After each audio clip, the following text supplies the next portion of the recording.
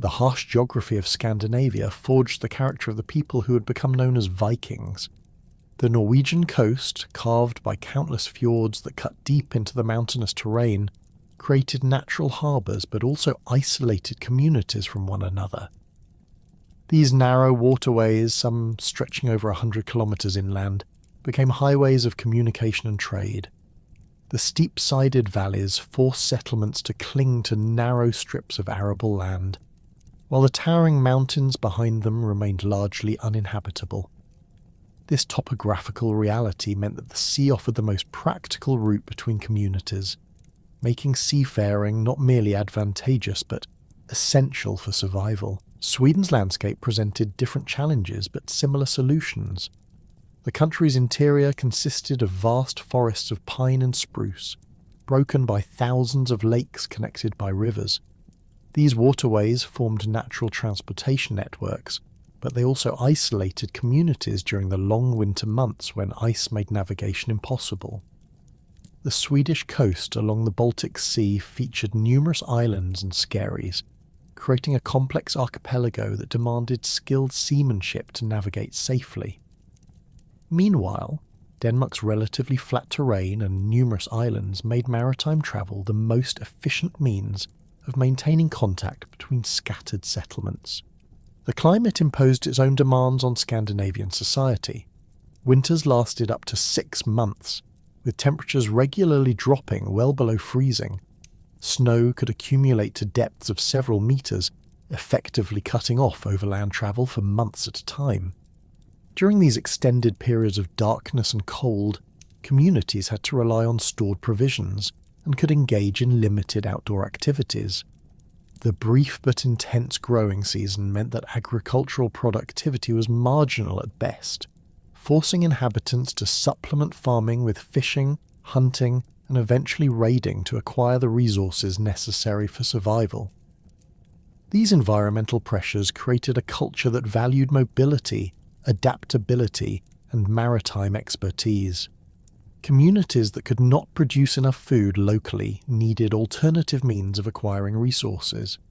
The sea provided fish, but it also offered access to more prosperous regions where surplus goods could be obtained through trade or taken by force. The same navigational skills required for fishing and local transport could be applied to longer voyages for commerce or conquest.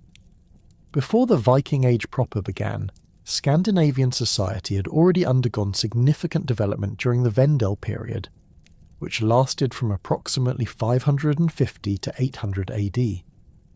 This era, named after the rich archaeological finds at Vendel in upland Sweden, represented a time of increasing social stratification and technological advancement.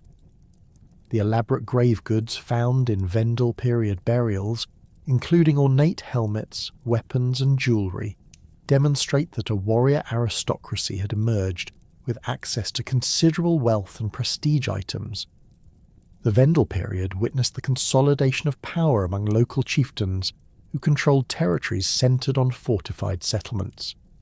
These early rulers maintained their authority through a combination of military prowess, control of trade routes, and the ability to redistribute wealth to their followers. Archaeological evidence suggests that these chieftains engaged in long-distance trade, acquiring luxury goods from as far away as the Byzantine Empire and the Islamic world. Amber from the Baltic, furs from the northern forests, and iron from Swedish bog deposits were exchanged for silver, silk, and exotic spices. The transition from the Migration Age Germanic tribes to distinct Norse identity occurred gradually throughout the 7th and 8th centuries. Earlier Germanic peoples in Scandinavia had maintained cultural connections with their continental cousins, but geographic isolation and local adaptation led to the development of distinctly Scandinavian customs, laws, and religious practices. The Old Norse language began to diverge from other Germanic dialects, developing characteristics that would distinguish it from Gothic, Frankish, or Anglo-Saxon. Religious practices evolved to emphasize deities and myths, particularly relevant to maritime and warrior cultures, with Odin gaining prominence as a god of war and wisdom, while Thor became associated with the protection of seafarers. The emergence of early kingships during this period marked a crucial development in Scandinavian political organisation. Unlike the centralised monarchies developing elsewhere in Europe, Scandinavian kingship remained fragmented and competitive. Multiple kings might rule simultaneously within the same region, each controlling a handful of settlements in the surrounding territory. These rulers maintained power through personal relationships with prominent farmers and warriors, rather than through bureaucratic institutions. A king's authority depended on his ability to provide protection, lead successful raids or trading expeditions, and host lavish feasts where he could demonstrate his generosity. The development of shipbuilding technology during the pre-Viking period laid the foundation for the expansion that would define the Viking Age. The earliest Scandinavian boats were simple dugout canoes or small rowing boats suitable for fishing and short coastal journeys. However, the demands of longer voyages and the need to transport larger numbers of warriors led to innovations in hull design and construction techniques. The key breakthrough came with the development of the clinker-built hull, where overlapping planks were riveted together to create a flexible yet sturdy vessel. This construction method, which may have evolved from earlier Celtic or Germanic boat-building traditions, produced ships that could flex with the waves rather than fighting against them. The technique required considerable skill, as each plank had to be carefully shaped to follow the curve of the hull while maintaining proper overlap with its neighbours. Early Viking ships retained many characteristics of their predecessors, but incorporated improvements that made them more seaworthy and versatile. The addition of a single square sail allowed these vessels to harness wind power for longer journeys, though they retained banks of oars for manoeuvring in calm conditions or narrow waterways. The shallow draft design, inherited from earlier river and coastal boats, proved ideal for the shallow waters around Scandinavia and allowed Vikings to beach their ships directly on shorelines without need for harbours. The evolution toward the classic longship design involved several crucial innovations. The development of a flexible keel constructed from a single piece of oak when possible provided structural integrity while maintaining the hull's ability to flex. The addition of a steering oar mounted on the starboard side gave helmsmen better control over the vessel's direction. Perhaps most importantly, the integration of removal deck planking allowed the same ship to serve multiple functions as a cargo vessel for trade, a troop transport for raids, or even temporary shelter when beached. The construction of these vessels required specialised knowledge and considerable resources. Shipwrights needed to understand the properties of different types of wood, with oak preferred for the keel and planking due to its strength and resistance to rot, while pine might be used for internal structures where weight was a concern. Iron rivets and nails had to be forged by skilled blacksmiths, and the woolen sails required the work of numerous women skilled in textile production. A single longship might represent months of work by dozens of craftspeople, making these vessels significant investments that only wealthy chieftains or communities could afford. The social implications of shipbuilding extended beyond mere transportation. The ability to construct and maintain a fleet of ships became a marker of political power and economic success. Communities with skilled shipwrights attracted ambitious young men seeking opportunities for advancement, while rulers who could commission new vessels demonstrated their wealth and capability to potential followers.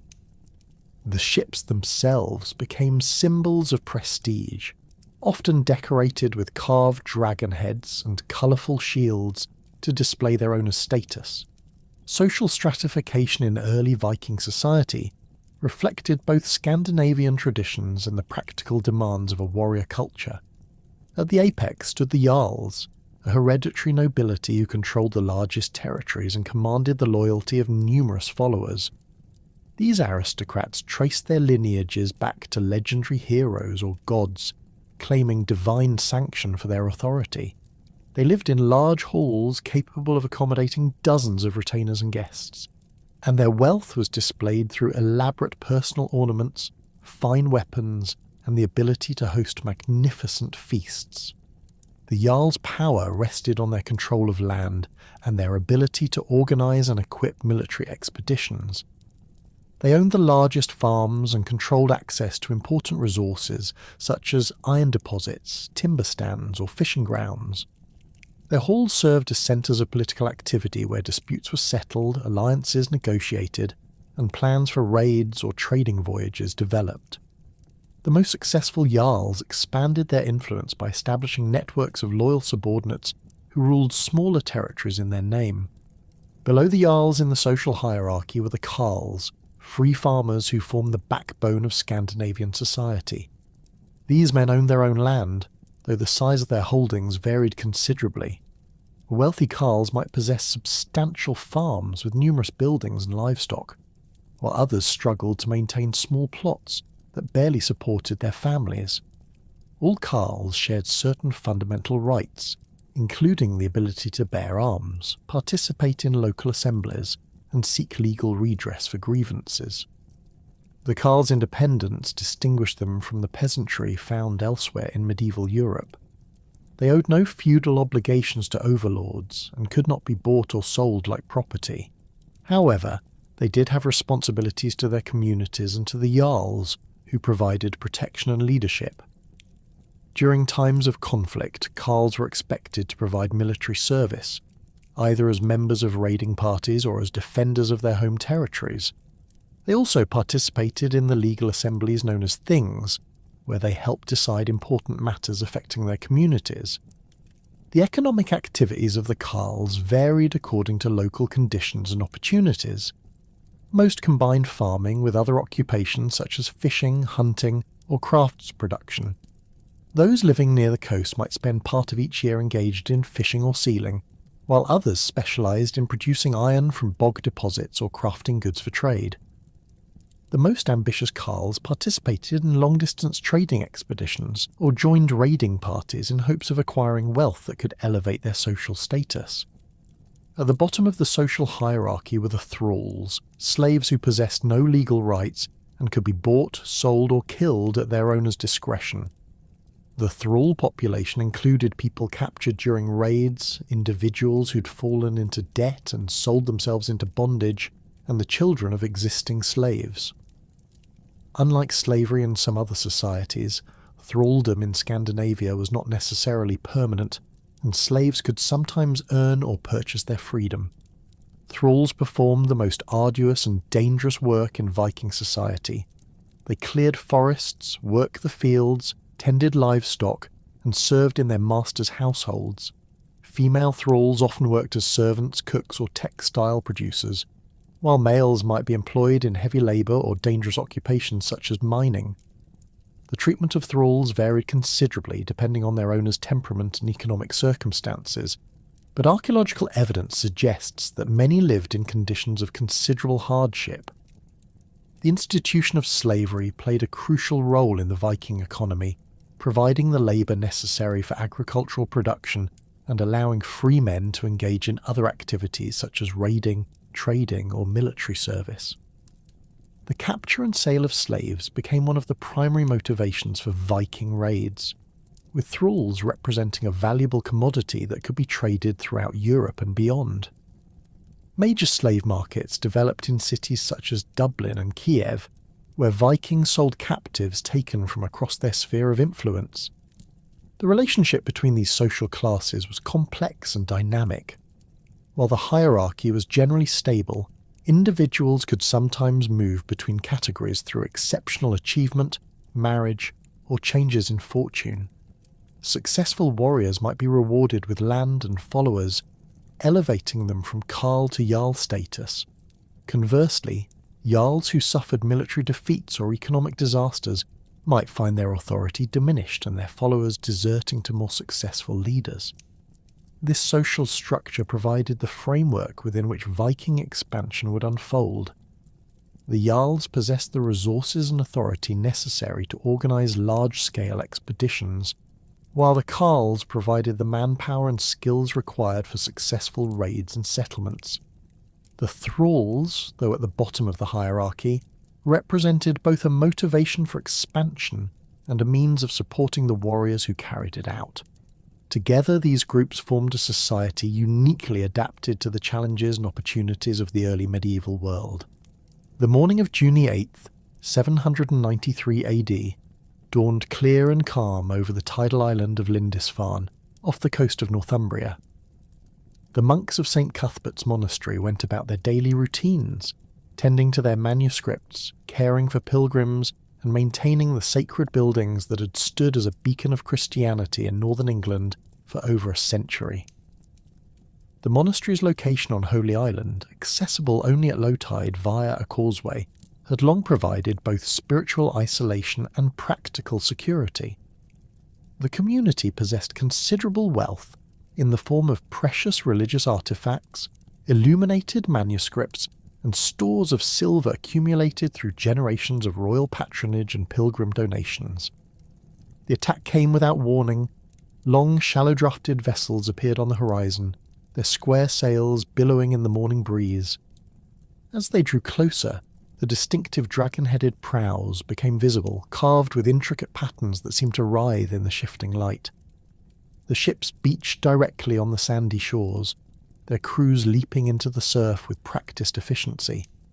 These were not the clumsy raiders that monastery chronicles sometimes described, but seasoned warriors who moved with the coordinated precision of men accustomed to amphibious assaults.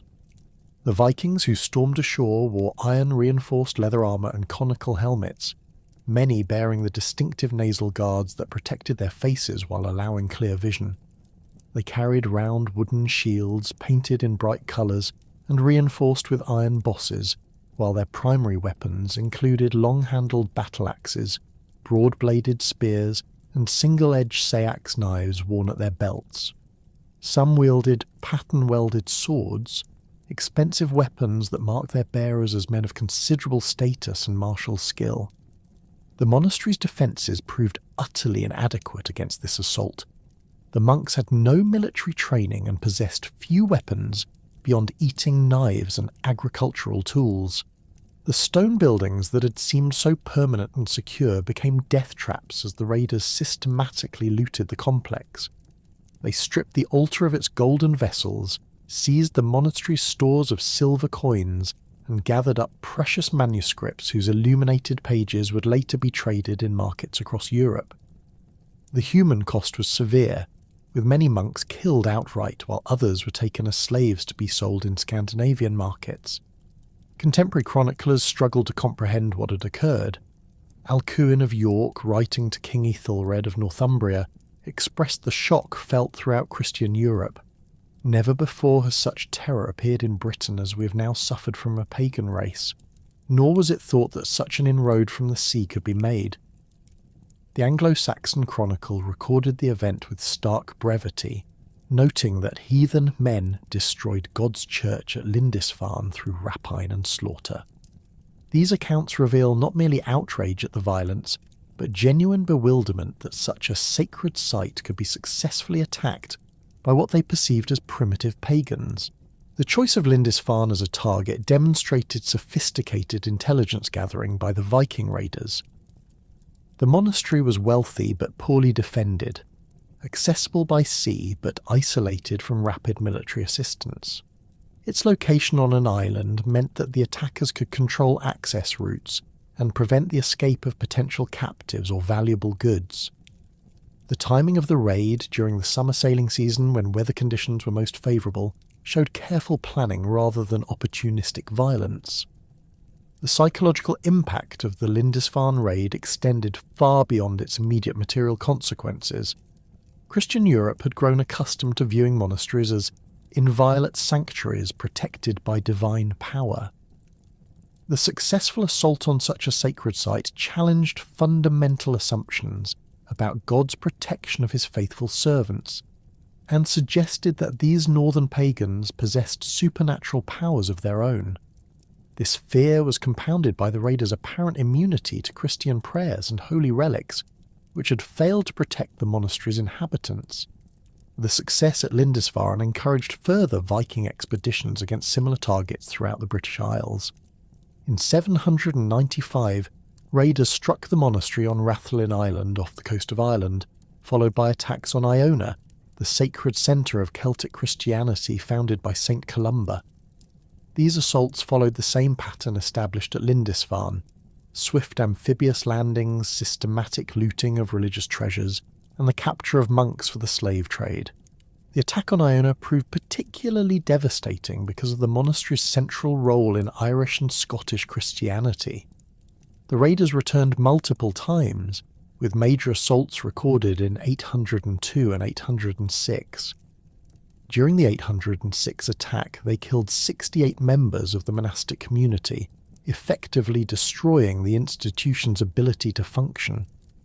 The surviving monks eventually abandoned the island, taking St. Columba's relics with them to establish a new monastery at Kells in Ireland, safely inland from Viking longships. These early raids established patterns that would characterize Viking warfare for the next 2 centuries.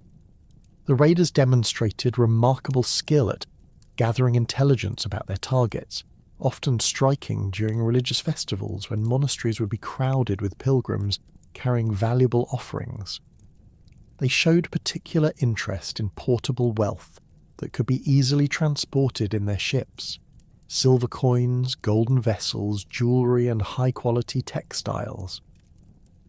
Religious artefacts held special value not for their spiritual significance, which the pagan raiders rejected, but for their precious metal content and the ransom they might bring from Christian communities desperate to recover sacred relics. The Vikings' tactical approach to these early raids revealed sophisticated military thinking adapted to their unique capabilities.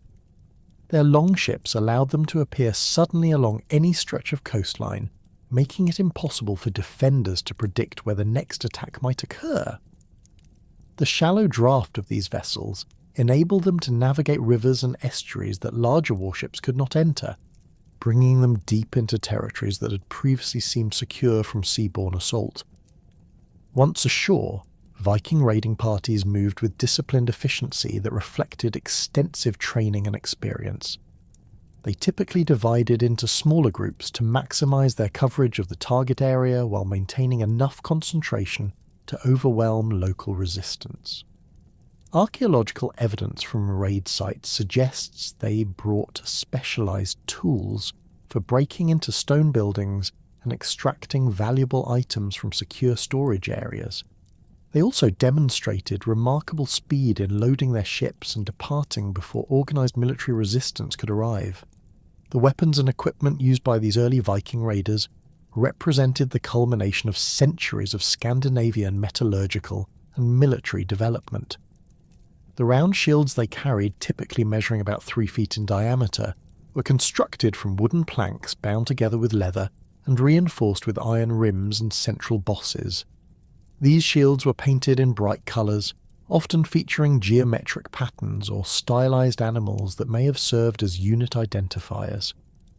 The shield wall formation, where warriors overlapped their shields to create a continuous barrier, became a hallmark of Viking tactical doctrine. Viking battle axes varied considerably in size and design, from small single-handed weapons suitable for shipboard combat to massive two-handed axes capable of cleaving through mail armour and wooden shields. The most prized axes featured pattern-welded blades with intricate designs created by folding and twisting different grades of iron and steel. These weapons were not merely functional tools, but symbols of their bearer's status and skill. Many axes bore runic inscriptions invoking the protection of Norse gods or commemorating the deeds of previous owners. The seax knife, worn by virtually every Viking warrior, served multiple functions as both weapon and tool. These single-edged blades ranged from small utility knives to substantial weapons nearly as long as swords. The larger seax knives, sometimes called langseax, could deliver devastating wounds in close combat, while also serving as eating implements, woodworking tools, and general utility blades. Archaeological finds suggest that many Vikings took considerable pride in their seax knives, decorating them with intricate patterns and precious metal inlays. Spears remained the most common primary weapon among Viking warriors, being both effective in combat and relatively inexpensive to produce. Viking spearheads were typically leaf-shaped, with pronounced ridges that strengthened the blade while creating channels for blood to flow, preventing the weapon from becoming stuck in wounded enemies. The ashwood shafts were carefully selected for straightness and flexibility, often measuring 8 to 10 feet in length. Skilled warriors could use spears effectively in both thrusting and throwing attacks, with some raiders carrying multiple spears to maximise their tactical options. The question of berserkers during this early period remains contentious among modern historians. Medieval sources describe warriors who fought in states of apparent supernatural fury, immune to pain and capable of extraordinary feats of strength. However, contemporary archaeological evidence provides little support for the elaborate descriptions found in later sagas.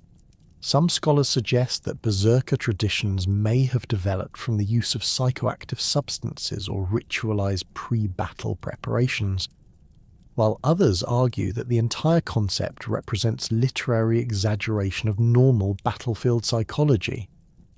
What can be established with greater certainty is that Viking raiders employed psychological warfare as effectively as physical violence. They cultivated reputations for ferocity and unpredictability that often caused their enemies to flee without fighting.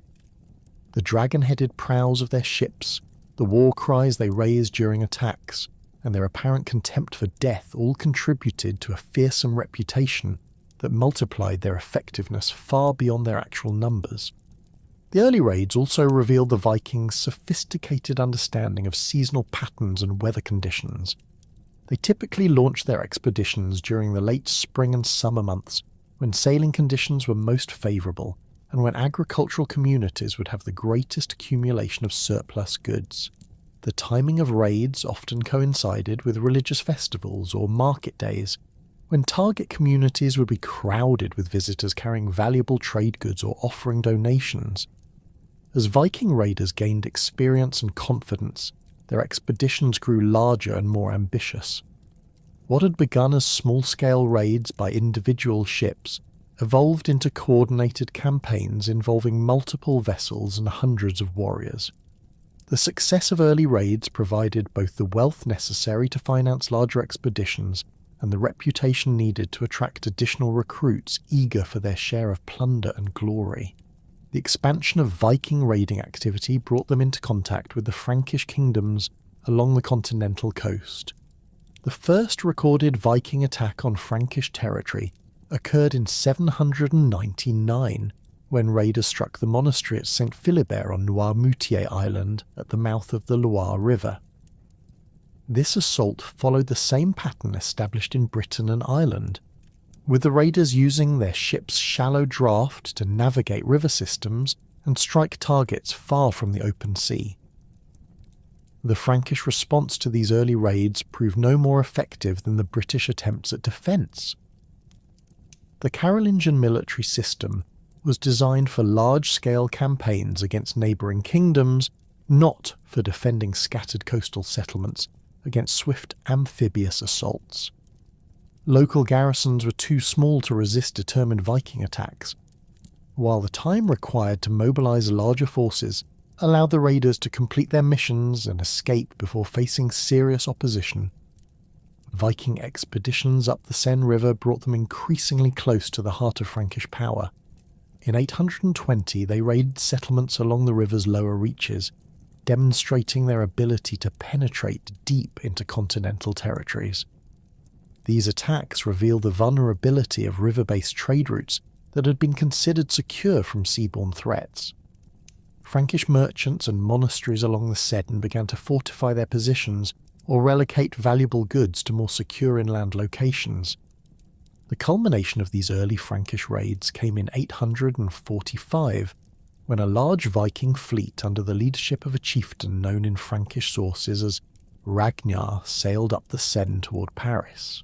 This expedition represented a dramatic escalation in Viking ambitions, targeting not merely isolated monasteries or trading posts, but one of the most important cities in the Frankish kingdom. The historical existence of this particular Ragnar remains disputed among scholars, as later saga traditions conflated various historical figures into the legendary Ragnar Lothbrok, whose exploits may represent composite accounts of multiple different leaders. The Viking fleet that approached Paris in 845 consisted of approximately 120 ships carrying an estimated 5,000 warriors, making it one of the largest Viking expeditions recorded up to that time. The size of this force reflected both the accumulated wealth from previous raids and the growing organisational capabilities of Viking leaders. Coordinating such a large expedition required sophisticated logistical planning, from ensuring adequate food supplies for the journey to negotiating agreements among the various chieftains who contributed ships and men to the enterprise. The success of the Paris expedition and similar large-scale raids across Western Europe demonstrated that Viking military capabilities had evolved far beyond opportunistic coastal strikes. By the 860s, Scandinavian leaders possessed the organisational skills, accumulated wealth, and experienced manpower necessary to undertake campaigns of conquest rather than mere plunder. The fragmented nature of Anglo-Saxon England, divided among multiple competing kingdoms, presented an attractive target for ambitious Viking commanders seeking to establish permanent territorial control rather than simply extracting tribute and departing. The formation of what contemporary chroniclers termed the Great Heathen Army in 865 AD represented a watershed moment in Viking military organisation. Unlike previous raiding expeditions that typically lasted a single campaigning season, this force was assembled with the explicit intention of conquering and occupying Anglo-Saxon territories. The army's composition reflected the international character that Viking warfare had acquired by the mid-9th century, drawing warriors not only from Denmark, Norway and Sweden, but also from established Viking settlements in Ireland, Scotland and the Frankish territories. Contemporary sources provide frustratingly limited information about the army's precise organisation and leadership structure. The Anglo-Saxon Chronicle identifies several prominent commanders, including Ivar, Halfdan and Ubba, whom later medieval sources would claim as sons of the legendary Ragnar Lothbrok.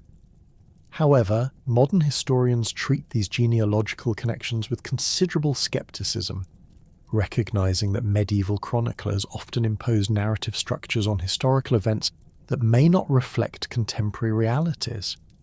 What can be established with greater certainty is that the Great Heathen Army represented a coalition of multiple war bands, each led by experienced commanders who had proven their capabilities in previous campaigns. The army that landed in East Anglia during the autumn of 865 numbered several thousand warriors, making it significantly larger than any previous Viking force to operate in Britain.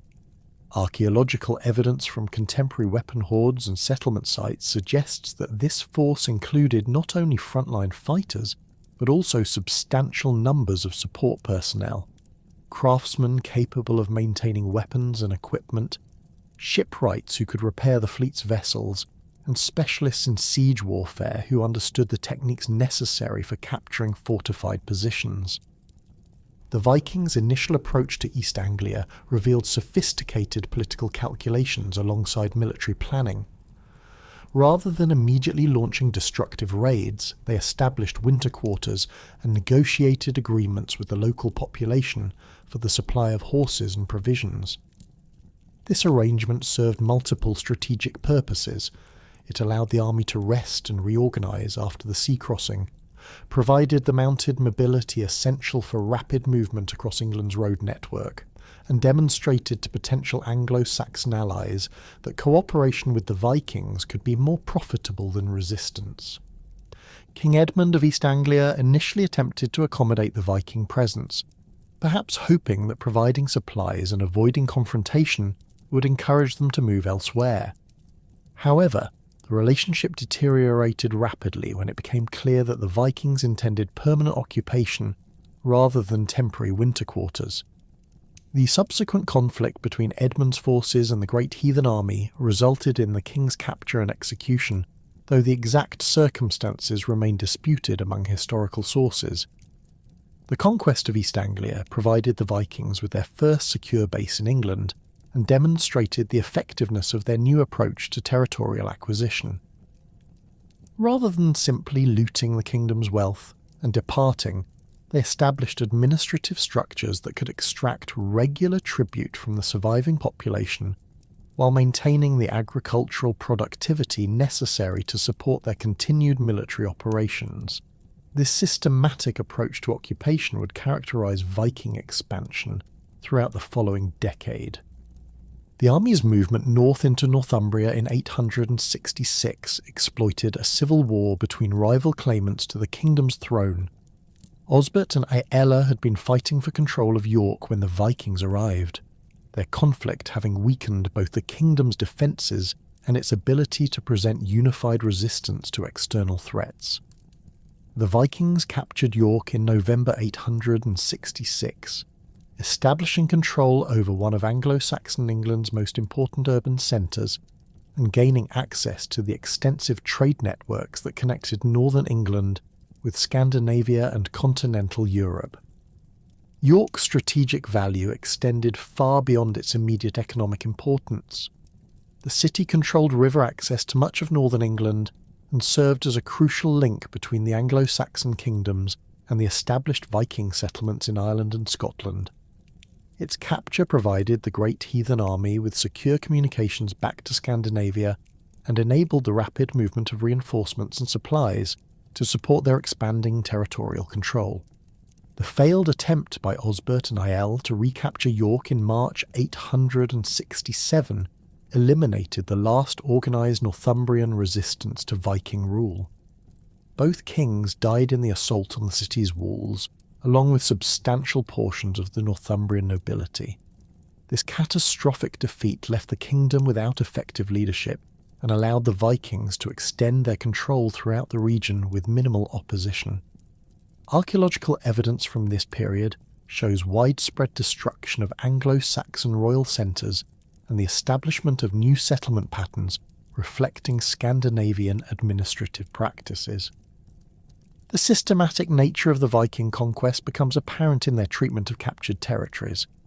Rather than ruling directly through Viking administrators, they typically installed compliant Anglo-Saxon nobles who could maintain existing governmental structures while ensuring the regular payment of tribute.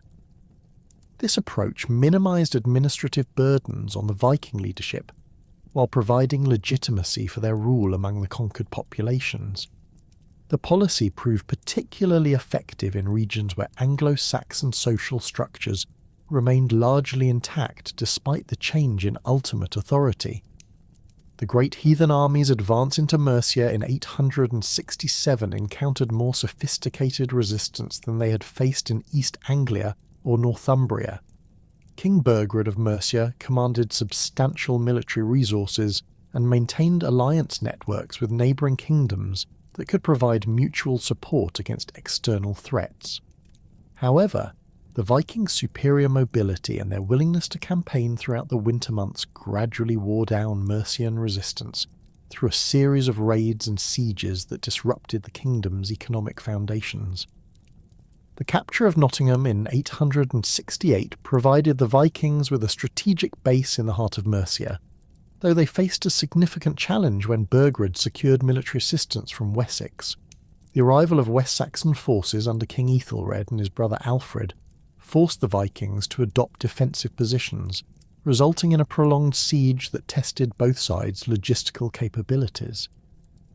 The eventual negotiated settlement that allowed the Vikings to retain Nottingham in exchange for tribute payments demonstrated their growing political sophistication and willingness to accept diplomatic solutions when military victory proved costly.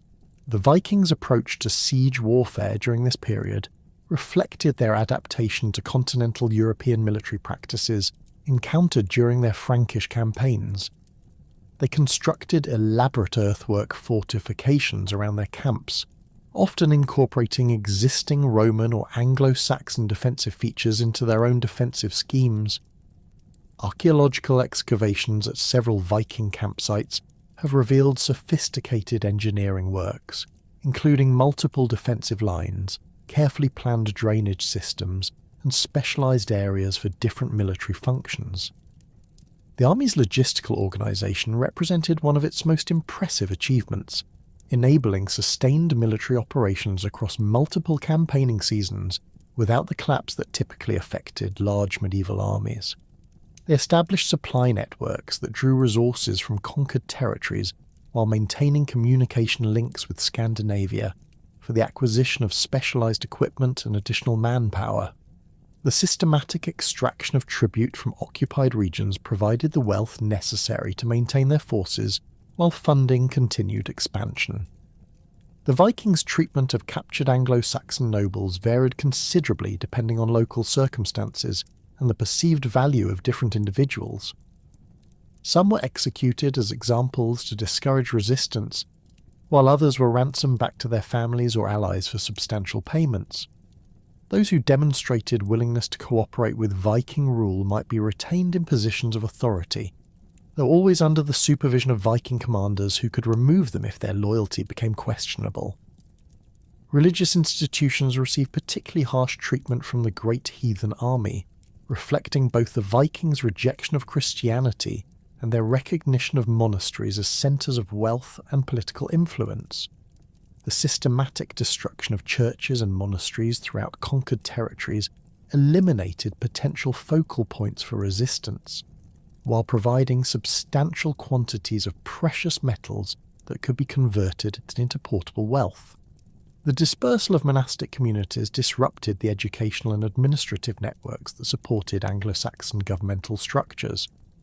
The army's expansion into the remaining portions of Mercia during 874 completed their conquest of central England and brought them to the borders of Wessex, the last independent Anglo-Saxon kingdom.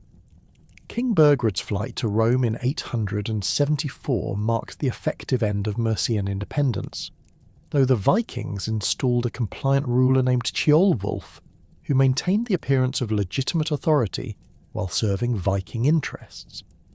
This arrangement allowed them to present their rule as a restoration of proper governance rather than foreign occupation. The division of the Great Heathen Army in 874 reflected both the success of their conquest strategy and the practical limitations of maintaining such a large force indefinitely. Halfdan led a substantial portion of the army north to consolidate Viking control over Northumbria and establish permanent settlements along the Tyne and Wear rivers. Meanwhile, the remaining forces under Guthrum's leadership prepared for the invasion of Wessex, the final obstacle to complete Viking domination of Anglo-Saxon England.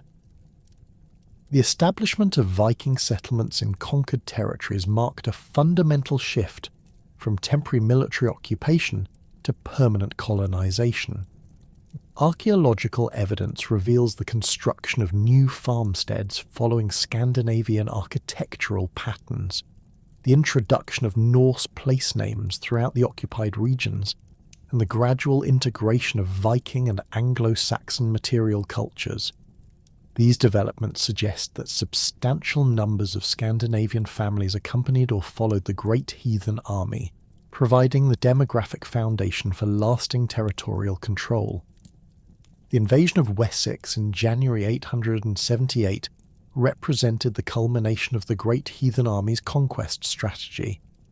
Guthrum's forces struck during the winter months when Anglo-Saxon military mobilisation would be most difficult, capturing the royal estate at Chippenham and forcing King Alfred to flee into the Somerset marshes.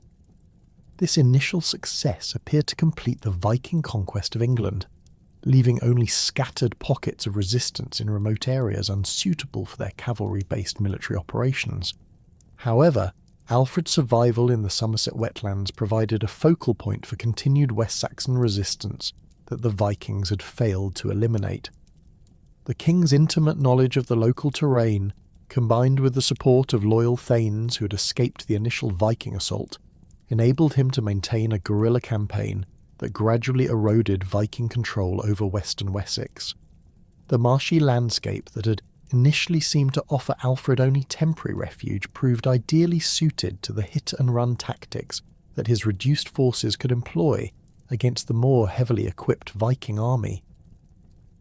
The construction of a fortified base at Athelney demonstrated Alfred's understanding that successful resistance required secure logistical foundations rather than merely heroic individual efforts.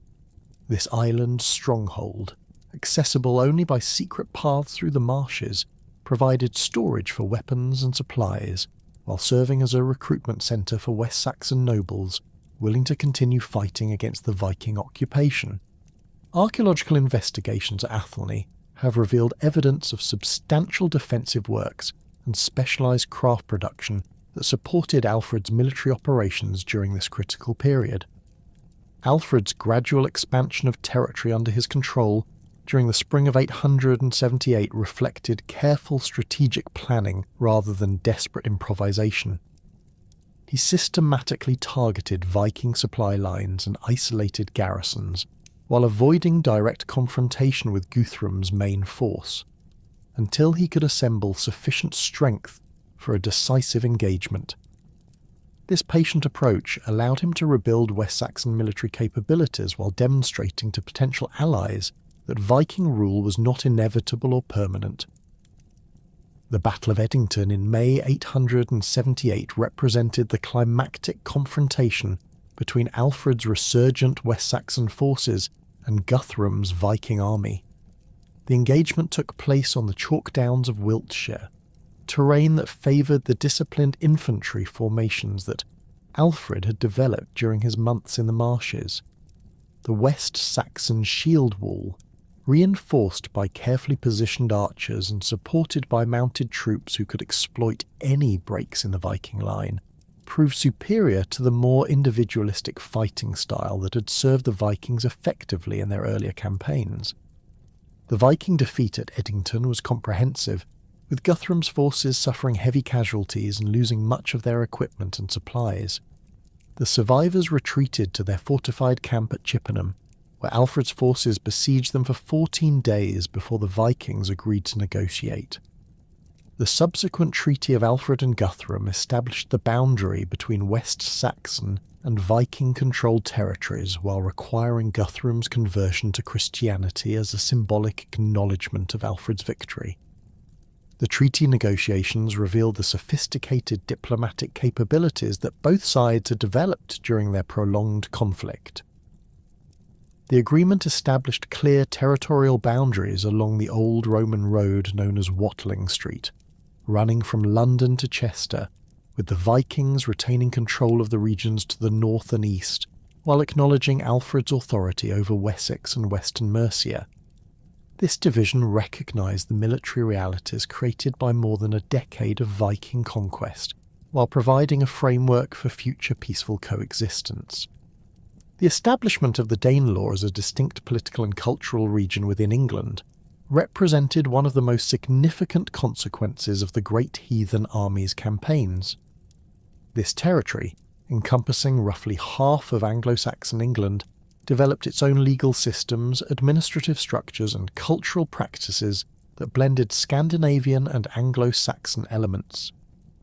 The integration of these two cultures created new forms of social organisation that would influence English development for centuries to come.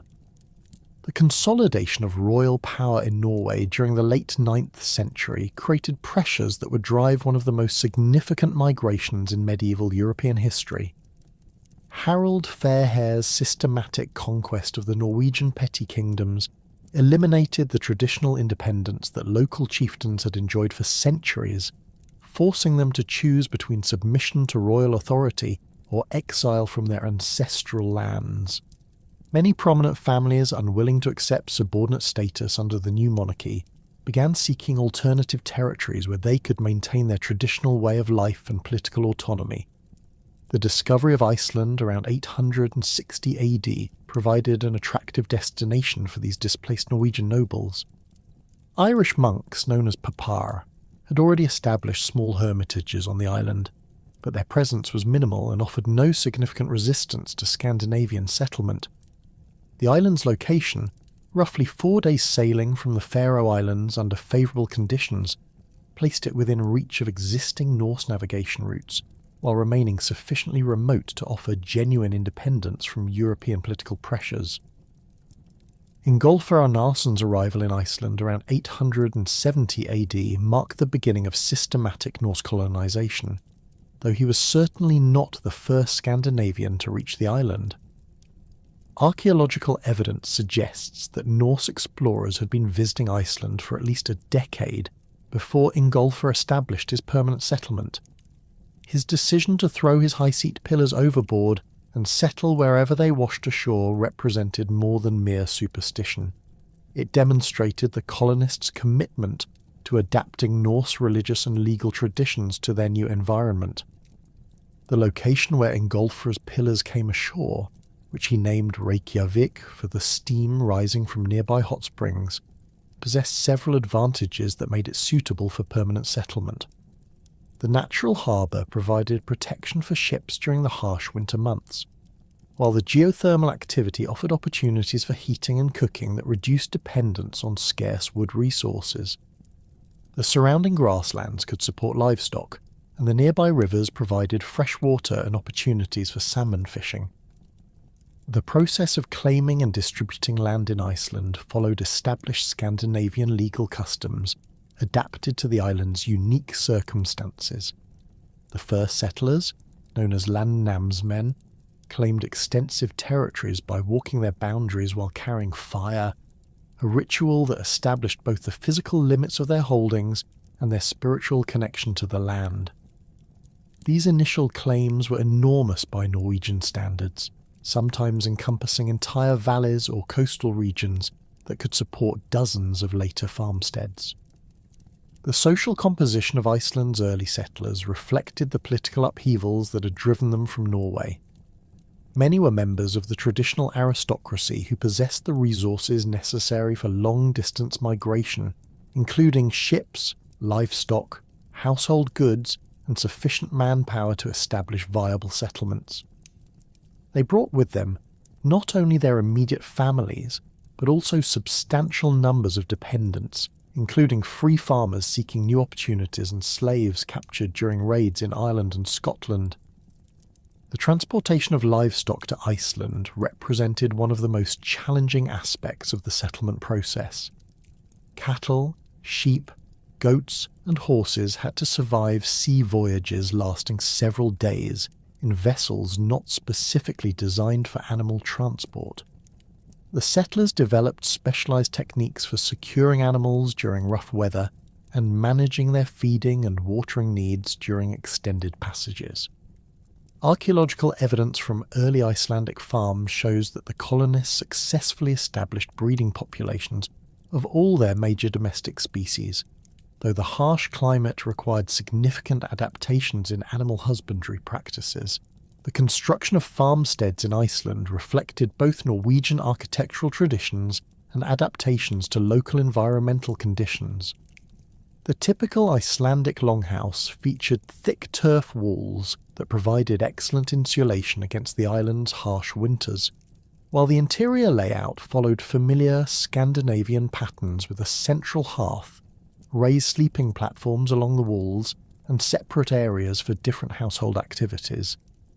The scarcity of timber forced builders to rely heavily on stone foundations and turf superstructures, creating a distinctive architectural style that would characterize Icelandic construction for centuries.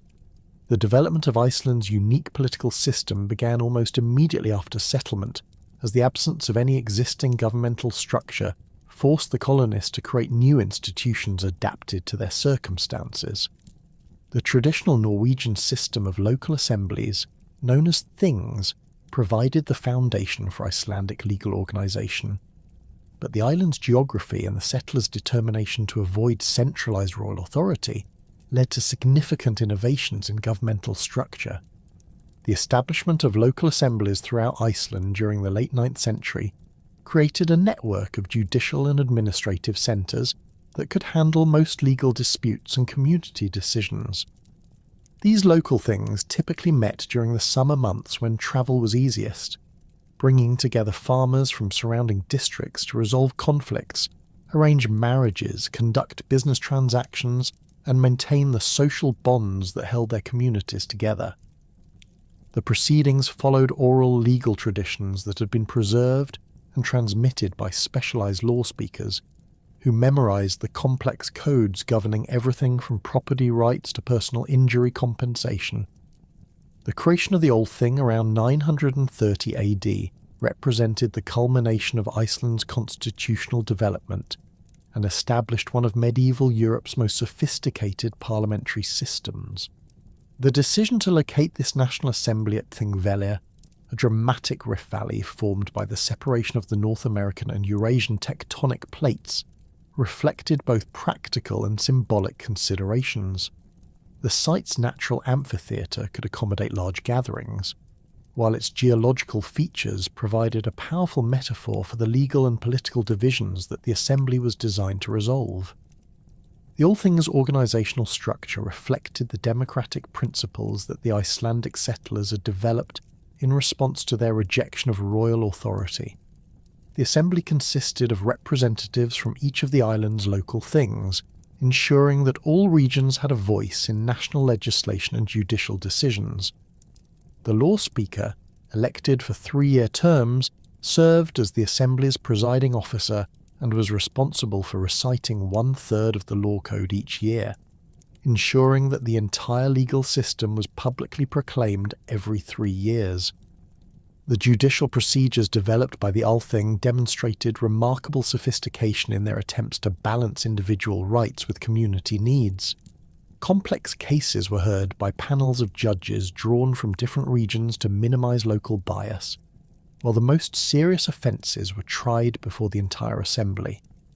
The system of compensation rather than physical punishment for most crimes reflected both practical considerations about maintaining community cohesion and deeper cultural values that emphasized restoration over retribution. The Icelandic Commonwealth that emerged from these political innovations represented a unique experiment in medieval governance, combining elements of democracy, aristocracy, and legal formalism in ways that had no precise parallels elsewhere in contemporary Europe. The absence of a king or other central executive authority meant that law enforcement depended primarily on social pressure and the threat of outlawry rather than physical coercion. This system worked effectively for several centuries, though it would eventually prove vulnerable to the conflicts between powerful families that characterized Iceland's later medieval period. The economic foundations of Icelandic society developed along lines that reflected both the island's environmental constraints and its settlers' cultural preferences. Agriculture remained the primary occupation, but the short growing season and marginal soils meant that livestock raising was generally more important than crop production. Sheep provided wool for textile production, which became one of Iceland's most important export industries, while cattle supplied milk products that formed a crucial part of the local diet. The development of fishing as a major economic activity occurred gradually as the settlers adapted to their maritime environment. The waters around Iceland teemed with cod, herring and other species that could be preserved through drying or salting for winter consumption or export to European markets. The construction of specialized fishing boats adapted to Icelandic conditions created a distinctive maritime tradition that combined Norwegian shipbuilding techniques with innovations designed for the island's unique coastal environment. Trade connections with Europe remained crucial for Iceland's economic development, as the island lacked many resources that its inhabitants considered essential. Timber for construction and shipbuilding had to be imported from Norway, while iron for tools and weapons came from various European sources. In exchange, Iceland exported wool, woolen cloth, sulphur from volcanic deposits, and increasingly large quantities of dried fish that found ready markets throughout northern Europe. The cultural development of Iceland during this period produced some of medieval Europe's most sophisticated literary achievements. The preservation of oral traditions brought from Norway, combined with the influence of Irish literary culture acquired through contact with Celtic slaves and settlers, created conditions favourable for the development of the saga tradition. the long winter nights provided opportunities for storytelling and the memorization of complex narratives that would later be committed to writing during Iceland's literary golden age. The religious transformation of Iceland occurred gradually during the late 10th and early 11th centuries, as Christian missionaries from Norway and other parts of Europe began working among the pagan population. The conversion process was complicated by the island's political independence and the strong attachment of many settlers to the Norse gods who had guided their ancestors. The formal adoption of Christianity by the Olthing in 1000 AD represented a political decision designed to maintain good relations with Christian European rulers rather than a spontaneous religious awakening. While Iceland was being settled and organised, other Norse explorers were pushing even further into the North Atlantic. Eric the Red's banishment from Iceland around 982 AD for manslaughter provided the catalyst for the next phase of Atlantic expansion. Eric had already demonstrated his willingness to explore unknown waters during his earlier exile from Norway, and his 3-year banishment sentence gave him the time necessary for extensive exploration of the lands that lay to the west of Iceland. The discovery and naming of Greenland reflected Erik's understanding that successful colonization required effective marketing to potential settlers. The island's climate during the medieval warm period was indeed milder than it would later become, but Erik's choice of the name Greenland emphasized the most attractive aspects of the southern coastal regions where settlement was actually feasible. His description of green valleys and good pasture land attracted the colonists necessary for establishing viable settlements, though many were undoubtedly surprised by the harsh conditions they encountered. The establishment of the eastern settlement around Brattahlid and the western settlement near present-day Nuuk represented remarkable achievements in long-distance colonization. These communities, separated by hundreds of miles of dangerous coastal waters, maintained contact with each other and with Iceland despite the enormous challenges posed by Greenland's climate and geography. The settlers adapted their agricultural practices to take advantage of the brief summer growing season, while developing hunting techniques that allowed them to exploit the Arctic's marine resources. The Greenland settlement's economic foundation rested on a combination of livestock raising, hunting and trade with Europe. The colonists maintained cattle, sheep and goats in the southern fjords where the climate was most favourable, while also developing specialised techniques for hunting seals, walruses and eventually polar bears. The ivory from walrus tusks and narwhal horns became particularly valuable trade commodities that could be exchanged in European markets for essential goods that Greenland could not produce.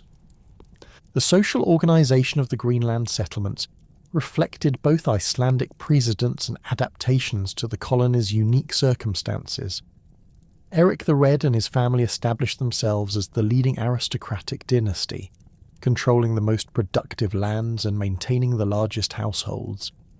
However, the small size of the colonial population and the harsh environmental conditions created a more egalitarian society than existed in either Norway or Iceland, as survival often depended on cooperation across traditional social boundaries.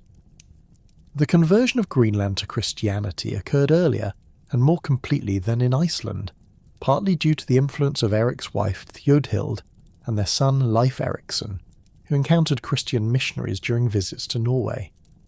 The construction of churches in both the eastern and western settlements, including the impressive cathedral at Garda, demonstrated the colonists' commitment to their new faith and their desire to maintain connections with Christian Europe. Leif Erikson's voyage to Vinland around 1000 AD represented the culmination of Norse Atlantic exploration and achieved the remarkable feat of reaching North America nearly 5 centuries before Columbus. Leif's expedition, inspired by reports from Bjarni Herjolfsson, who had sighted unknown lands while blown off course during a voyage to Greenland, demonstrated the systematic approach that characterized Norse exploration. Rather than simply seeking adventure, Leif carefully planned his voyage with the intention of establishing trading relationships or permanent settlements in the newly discovered territories. The archaeological evidence from Lanceau Meadows in Newfoundland provides compelling confirmation of Norse presence in North America around 1000 AD. The site contains the remains of several buildings constructed using Scandinavian techniques, including a large hall that could accommodate substantial numbers of people and specialised workshops for ironworking and wood processing. The artefacts recovered from the site, including iron nails, a bronze pin, and worked wood, demonstrate clear connections to Norse material culture and provide physical proof of the saga accounts. The Norse encounters with indigenous North American peoples, whom they called Skraelings, revealed both the possibilities and limitations of their expansion across the Atlantic. Initial contacts appear to have been peaceful, with both groups engaging in trade exchanges that benefited all parties.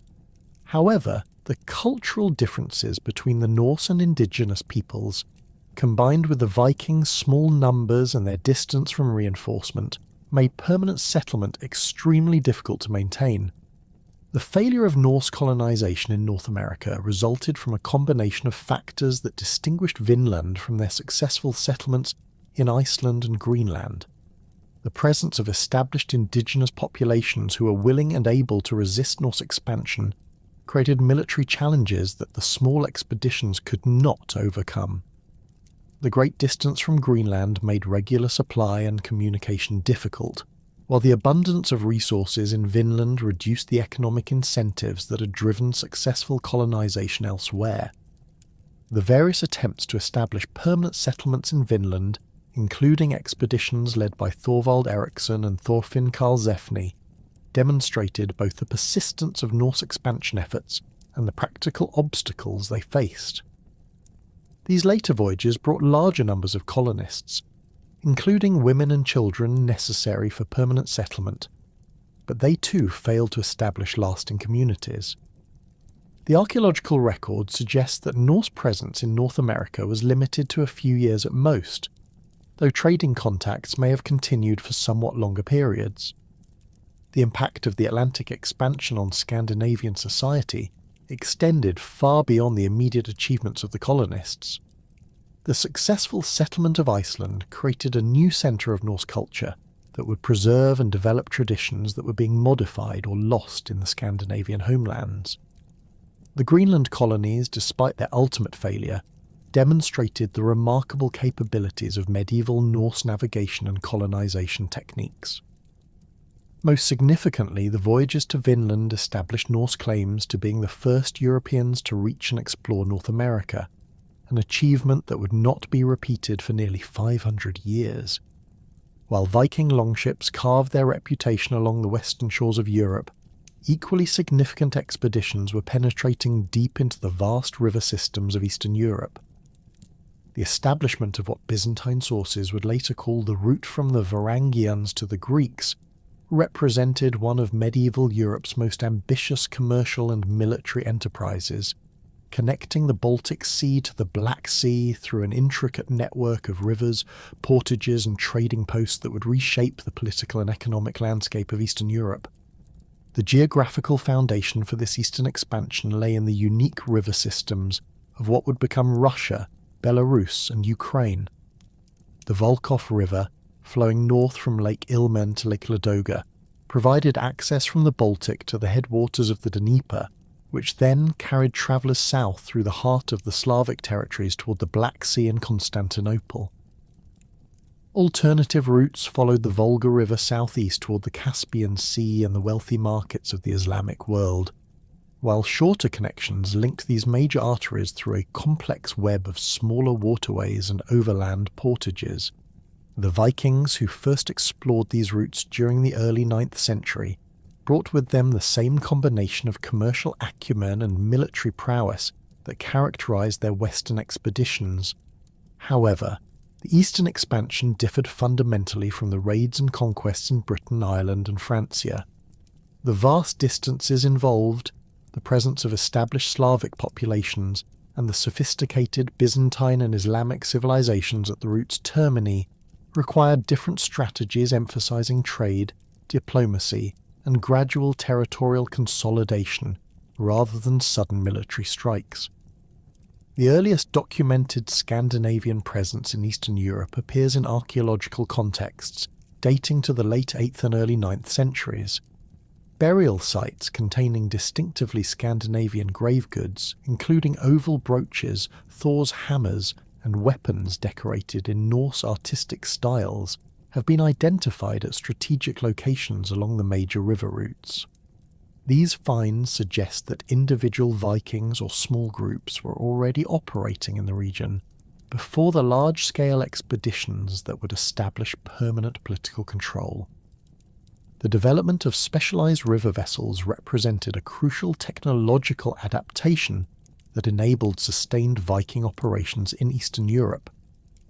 The shallow-drafted longships that served effectively in coastal waters required modification for river navigation, where different challenges included strong currents, seasonal variations in water levels, and the need to transport vessels overland between river systems.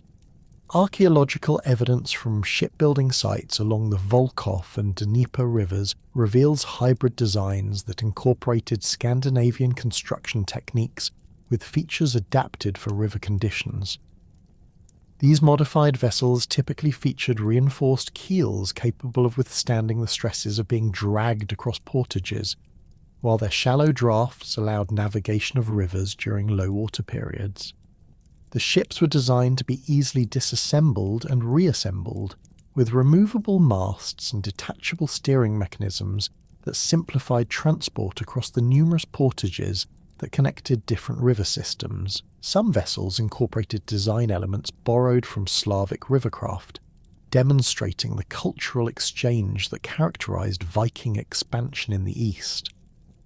The establishment of permanent bases along the river routes required different approaches than the temporary camps that sufficed for Western raiding expeditions. The Vikings needed secure storage facilities for trade goods, workshops for maintaining equipment and vessels, and defensive positions that could protect their operations during the vulnerable winter months when ice made river travel impossible. Archaeological excavations at sites such as Staraya Ladoga reveal substantial fortifications combining Scandinavian defensive techniques with adaptations to local conditions and building materials. Staraya Ladoga, located at the confluence of the Volkhov River and Lake Ladoga, emerged as one of the most important early Viking centres in Eastern Europe. The settlement's strategic position controlled access between the Baltic Sea and the river routes leading south, while its location on the high ground overlooking the river provided natural defensive advantages. Excavations have revealed evidence of extensive craft production, including metalworking, bead-making and textile manufacture, indicating that the site served not merely as a military base but as a major commercial centre.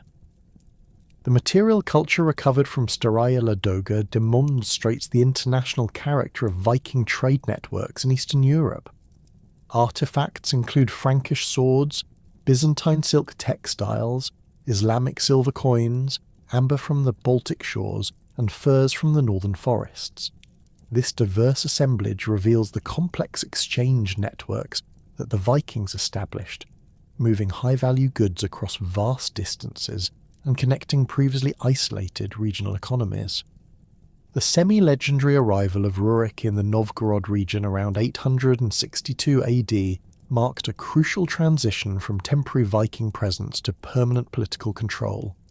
The primary chronicle, compiled in Kiev during the early 12th century, provides the most detailed account of these events, though modern historians treat its narrative with considerable caution due to its composition nearly 3 centuries after the events it describes. According to the chronicle, Slavic and Finnic tribes in the region invited Rurik and his brothers to rule over them, saying, "Our land is great and rich, but there is no order in it. Come to rule and reign over us." While the specific details of Rurik's arrival remain disputed, archaeological evidence supports the general chronology of increased Scandinavian political control during the mid-9th century. The construction of new fortifications, changes in burial practices, and the introduction of Scandinavian administrative practices all point to a significant transformation in regional political organisation. The Vikings who established themselves as rulers in these territories became known as the Rus, a term that may derive from the Finnish word for Sweden or from Old Norse terms related to rowing and seafaring. The relationship between the Scandinavian Rus and the existing Slavic populations proved more complex than the simple conquest model that characterized Viking expansion in Western Europe. The relatively small numbers of Scandinavian settlers meant that they could not simply replace existing social structures, but had to work within and gradually modify them. Archaeological evidence suggests a process of cultural synthesis, with Scandinavian elites adopting Slavic customs while introducing Norse legal and administrative practices. The establishment of Novgorod as a major political centre reflected both Scandinavian strategic thinking and adaptation to local conditions. The city's location at the northern end of Lake Ilmen provided control over the river routes while remaining accessible to reinforcement from Scandinavia. The settlement's layout combined Scandinavian defensive concepts with architectural styles adapted to the local climate and building materials. Excavations in the medieval layers of Novgorod have revealed extensive evidence of craft production, international trade, and administrative activities that demonstrate the city's importance as a regional capital. The expansion of Rus's control southward along the Dnieper River brought them into contact with more sophisticated political entities, including the Khazar Khaganate and the Byzantine Empire. The Khazars, a Turkic people who had established a powerful state controlling the lower Volga and the approaches to the Caspian Sea, initially served as both competitors and partners for the expanding Rus.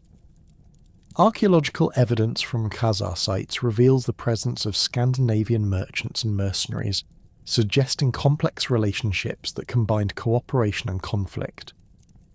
The founding of Kiev represented the culmination of Rus's expansion along the Dnieper route and established what would become the most important political centre of medieval Eastern Europe.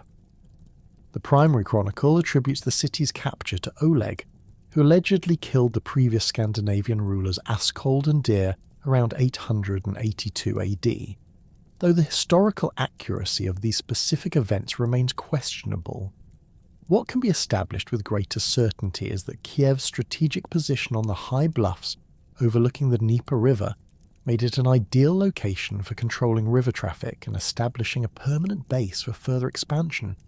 The development of Kiev as the capital of what historians term the Kievan Rus state demonstrated the Vikings' ability to adapt their political institutions to the requirements of governing large, ethnically diverse populations. The city became the seat of a grand prince who claimed authority over numerous subordinate rulers throughout the territories controlled by the Rus. This hierarchical system combined Scandinavian concepts of personal loyalty and military leadership with administrative practices borrowed from Byzantine and Khazar models. The economic foundations of the Kievan Rus state rested primarily on the control of trade routes and the systematic extraction of tribute from subject populations. The annual Polyudia, or tribute-gathering expedition, saw the Grand Prince and his retinue travel throughout their territories during the winter months, collecting furs, honey, wax and slaves from Slavic communities.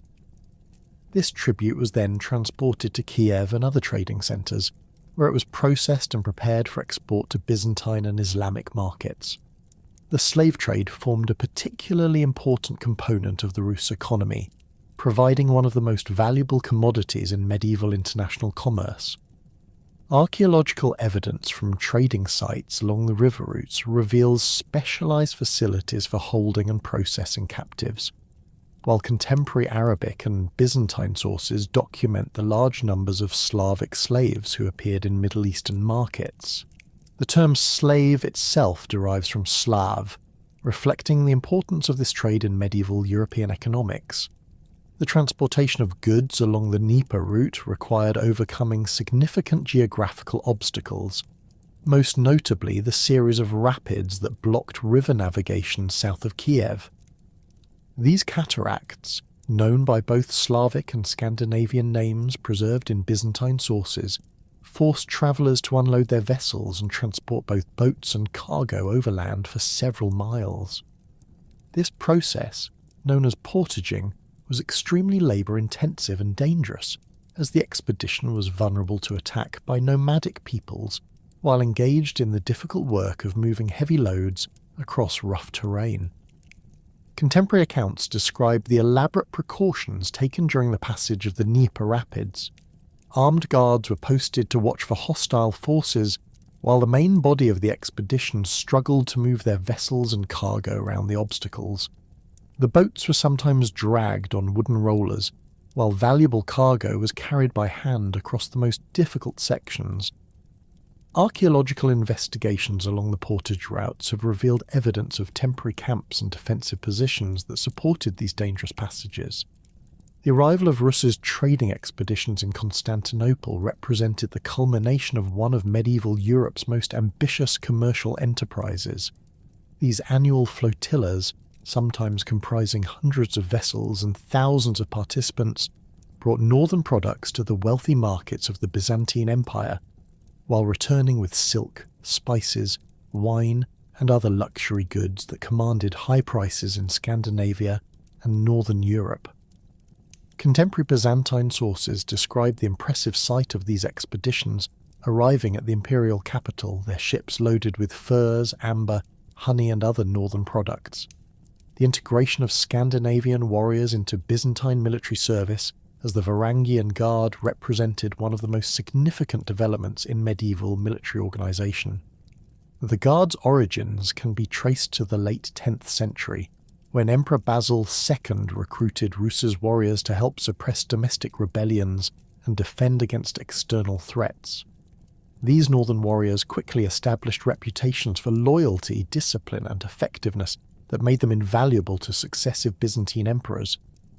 The Varangian Guard's recruitment drew primarily from Scandinavians and Rus, who sought military careers in imperial service.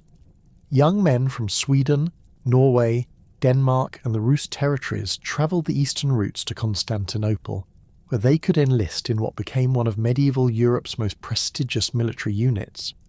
The Guard offered excellent pay, opportunities for advancement, and the chance to acquire wealth and experience that would prove valuable upon their eventual return to Scandinavia. The Guard's military effectiveness stemmed from their distinctive fighting techniques and equipment, which differed significantly from standard Byzantine military practices.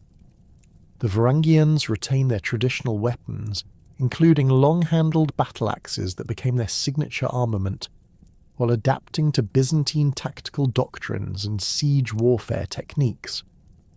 Their combination of Scandinavian individual fighting skills with Byzantine military discipline created a uniquely effective force that served as the emperor's personal bodyguard and elite assault troops.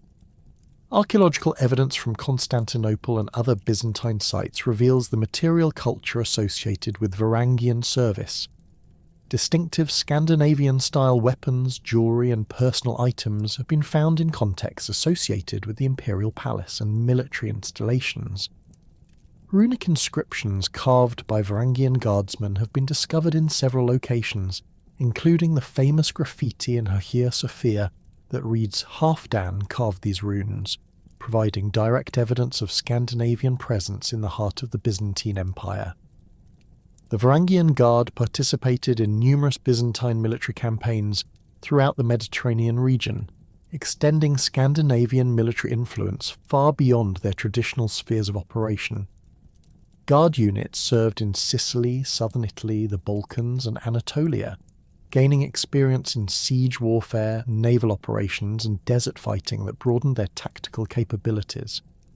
Some guardsmen eventually returned to Scandinavia with wealth and knowledge acquired during their imperial service, contributing to the military and cultural development of their homelands.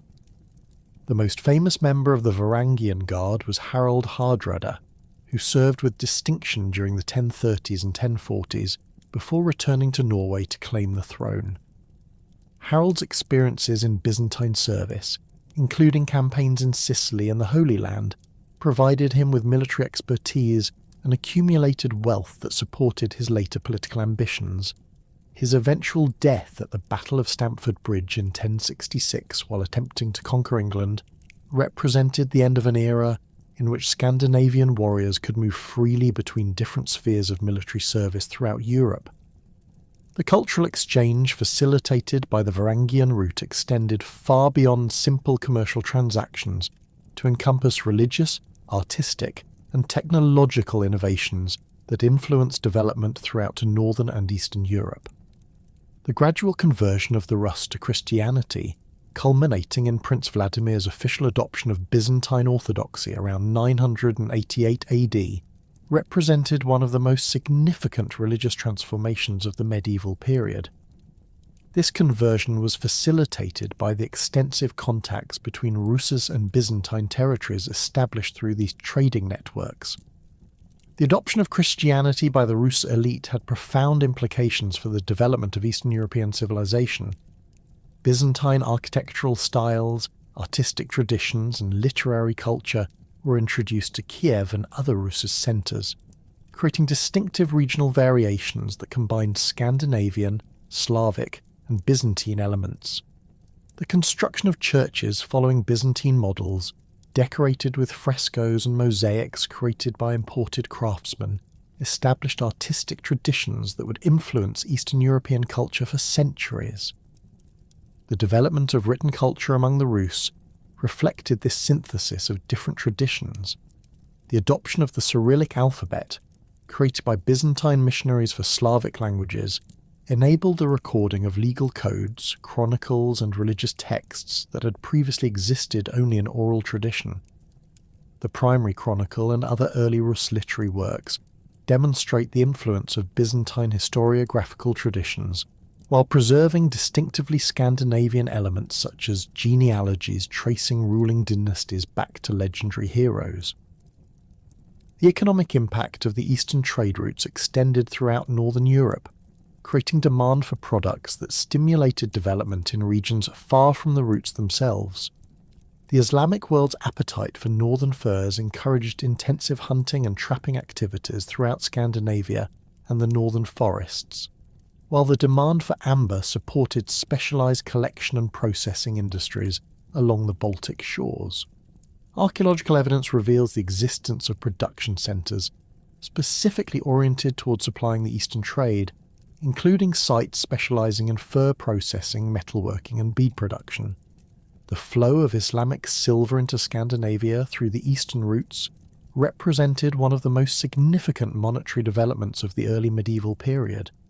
Tens of thousands of Arabic and Persian silver coins have been found in Scandinavian hoards, providing both a medium of exchange for local transactions and raw material for the production of jewellery and other decorative objects. The weight standards used for these coins influenced the development of Scandinavian monetary systems and provided the foundation for later medieval coinage. The cultural synthesis that occurred along the Varangian route created new forms of artistic expression that combined elements from different traditions. Metalwork produced in Rus' centres shows the influence of Scandinavian animal art styles, combined with Byzantine decorative motifs and Islamic geometric patterns. Archaeological finds from trading centres reveal cosmopolitan material cultures that reflect the international character of the route's participants and the extensive cultural exchange that accompanied commercial activities. The transformation of Scandinavian political structures during the 10th and 11th centuries marked a fundamental shift from the fragmented chieftaincies that had characterised the early Viking Age to consolidated kingdoms capable of projecting power across vast distances. This consolidation occurred through a combination of military conquest, strategic marriages, religious conversion, and the systematic elimination of rival power centres that had previously maintained regional independence. Harald Fairhair's unification of Norway began as a personal vendetta, but evolved into the first successful attempt at creating a centralised Scandinavian monarchy. According to the sagas, Harald's motivation stemmed from his rejection by Gyda, daughter of King Erik of Hordaland, who declared she would not marry him until he ruled all of Norway.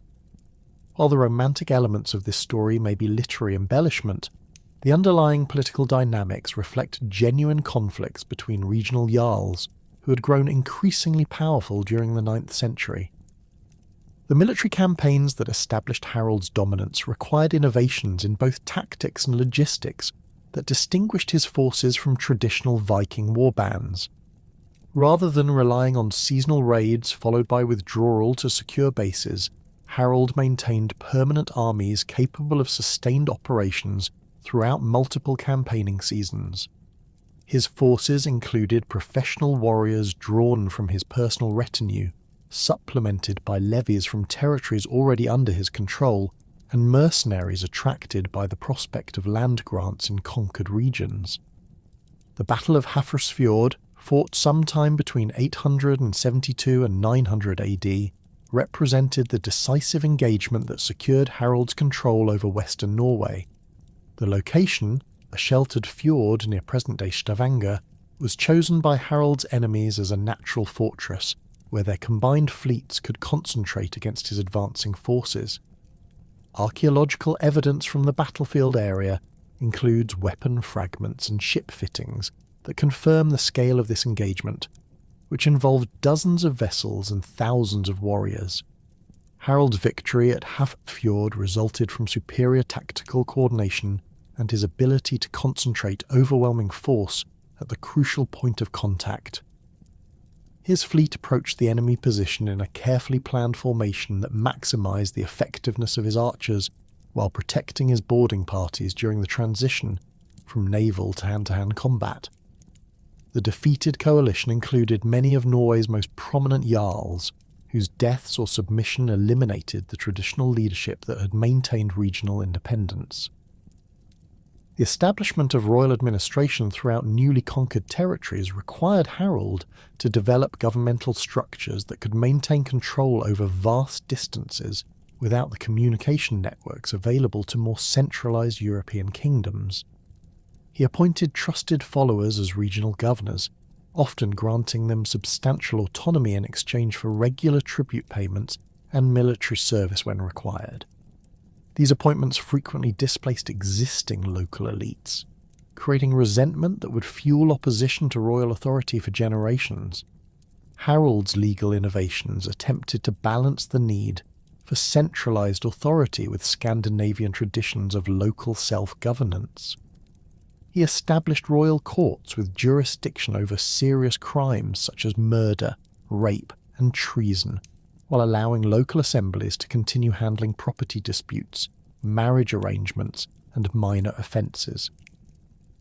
This system created a hierarchy of judicial authority that strengthened royal power while preserving traditional legal practices that commanded popular respect. The economic foundations of Harold's kingdom rested on his ability to control and tax the trade routes that connected Norway with the rest of Europe. Royal officials collected duties on ships entering Norwegian ports, while the king claimed exclusive rights to certain valuable commodities such as walrus ivory and Arctic furs. These revenues provided the resources necessary to maintain professional military forces and reward loyal followers with land grants and valuable gifts. The displacement of Norwegian Jarls who refused to accept Harald's authority contributed significantly to the expansion of Viking activity throughout the North Atlantic. Many prominent families chose exile over submission, using their remaining resources to finance expeditions to Iceland, the Faroe Islands, and other territories where they could maintain their traditional independence. This emigration simultaneously strengthened Harold's control over Norway, while extending Norse influence across previously uninhabited regions. The succession arrangements that Harold established for his kingdom reflected both Scandinavian traditions and the practical requirements of governing a unified state. Rather than following primogeniture, he divided his territories among multiple sons, each of whom received a sub-kingdom with its own administrative structure. This arrangement preserved traditional concepts of shared inheritance while maintaining overall royal authority through Harold's continued supremacy over his sons' individual domains. The Danish political landscape during this period presented different challenges and opportunities than those faced by Harold in Norway. Denmark's geography, characterised by the Jutland Peninsula and numerous islands, created natural divisions that had long supported multiple competing kingdoms. The consolidation of Danish power required different strategies that emphasised naval control and the systematic reduction of island strongholds that could serve as bases for rival claimants. Gorm the Old's establishment of royal authority in Jutland during the early 10th century provided the foundation for later Danish expansion under his son Harald Bluetooth. Gorm's reign, documented primarily through runic inscriptions and archaeological evidence from royal burial sites, demonstrated the growing sophistication of Danish royal ideology. The massive burial mounds at Jelling, containing elaborate grave goods and evidence of human sacrifice, reflected concepts of divine kingship borrowed from both Germanic traditions and contact with Christian European courts. Harald Bluetooth's conversion to Christianity around 960 AD represented a calculated political decision that transformed Denmark's relationship with the rest of Europe. The famous Jelling stone, erected to commemorate his parents and proclaim his own achievements, declares that Harald won for himself all of Denmark and Norway and made the Danes Christian.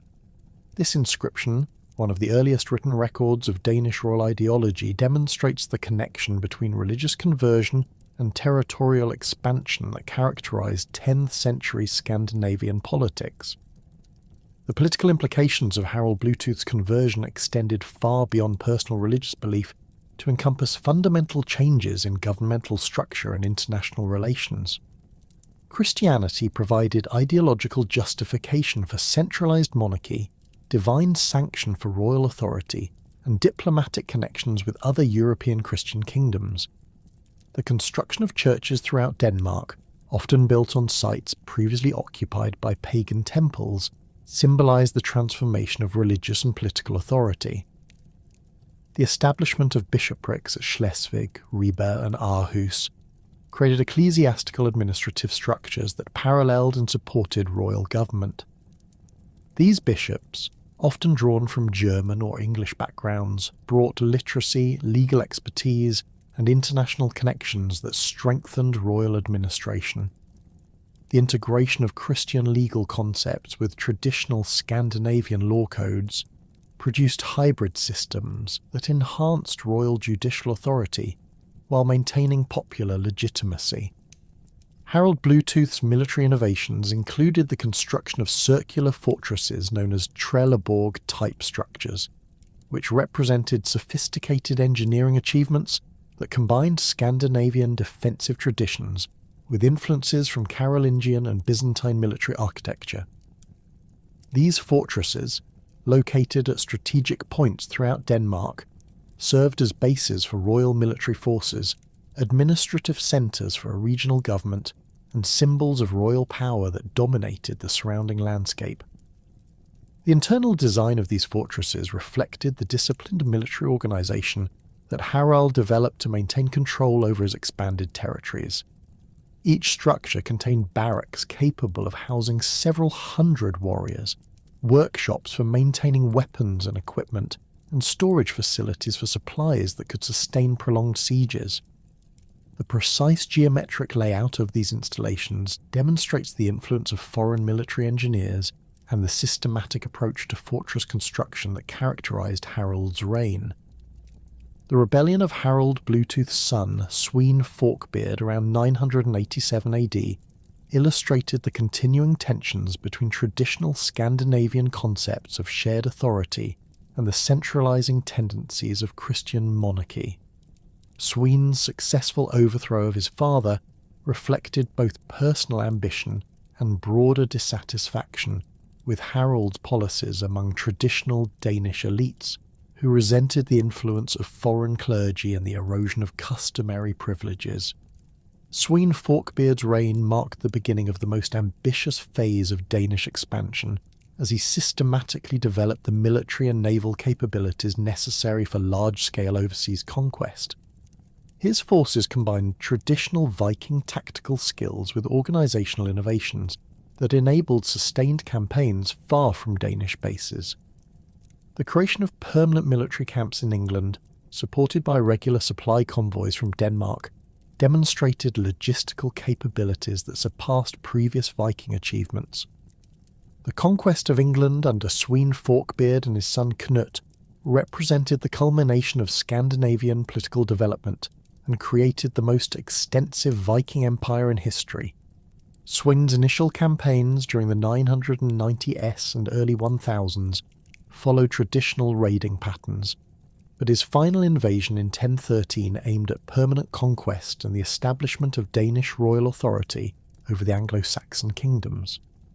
The military forces that Swene assembled for his English campaigns included professional warriors from throughout Scandinavia, supplemented by levies from Danish territories and mercenaries attracted by the prospect of English wealth. These armies were organised into standardised units, with clear command structures, uniform equipment standards, and specialised roles for different types of combat. Archaeological evidence from military camps reveals the sophisticated logistical systems that supported these forces during extended campaigns. Sweyn's death in 1014, shortly after his recognition as King of England, created a succession crisis that threatened to fragment his achievements. However, his son Sinat's successful consolidation of power demonstrated the institutional strength that Danish monarchy had achieved. Sinat's ability to maintain control over both Denmark and England, while extending his authority to Norway, reflected administrative capabilities that rivaled those of any contemporary European ruler. The North Sea Empire that Knut created between 1016 and 1035 represented the most successful attempt at Scandinavian political unification and demonstrated the potential for Viking kingdoms to compete with established European powers. Sienut's territories included Denmark, England, Norway, and parts of Sweden, creating a maritime empire that controlled crucial trade routes and commanded resources comparable to the Carolingian or Byzantine empires. Sienut's governmental innovations combined Anglo-Saxon administrative traditions with Scandinavian royal practices to create hybrid institutions capable of governing diverse populations across vast distances. He retained English legal systems and governmental structures, while introducing Scandinavian concepts of royal authority and military organisation. This approach enabled him to maintain legitimacy among both English and Danish populations, while creating unified policies for his entire empire. The religious policies that Knut developed reflected his understanding that successful rule required accommodation with existing Christian institutions, while maintaining the loyalty of Scandinavian followers who retained strong attachments to traditional beliefs. He patronised English monasteries and churches while supporting missionary activities in Scandinavia, presenting himself as a Christian king to European audiences while avoiding alienation of pagan elements within his own forces. The military organisation of Sienut's empire relied heavily on professional forces known as house Karls, elite warriors who served as both royal bodyguards and the core of field armies. These troops received regular wages, standardised equipment, and specialised training that made them superior to traditional militia forces. The housecarl system provided Knut with reliable military power that was not dependent on seasonal recruitment or the cooperation of regional nobles. The economic foundations of the North Sea Empire rested on Sienut's ability to extract regular taxation from his various territories while maintaining the trade networks that generated commercial wealth. English danegeld, originally paid to buy off Viking raiders, became a regular tax that provided substantial revenues for royal administration. Similarly, tribute from Norwegian territories and customs duties from Danish ports created diverse revenue streams that supported imperial government. The conversion efforts undertaken by various Scandinavian rulers during this period reflected both genuine religious conviction and calculated political strategy. Olaf Tryggvason of Norway's aggressive Christianization campaigns during the year 990 combined missionary activity with military conquest as he systematically destroyed pagan temples while establishing churches and appointing bishops throughout his territories.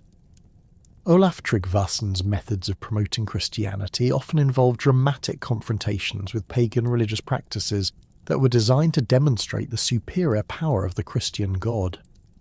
Archaeological evidence from destroyed temple sites reveals the systematic nature of these campaigns, which eliminated not only religious buildings but also the economic and social networks that had supported traditional beliefs.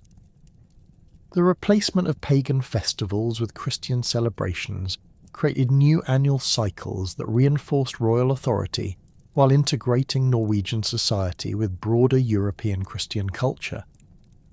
The resistance that Olaf encountered from traditional religious leaders and their followers illustrated the deep cultural attachments that many Scandinavians maintained to their ancestral beliefs.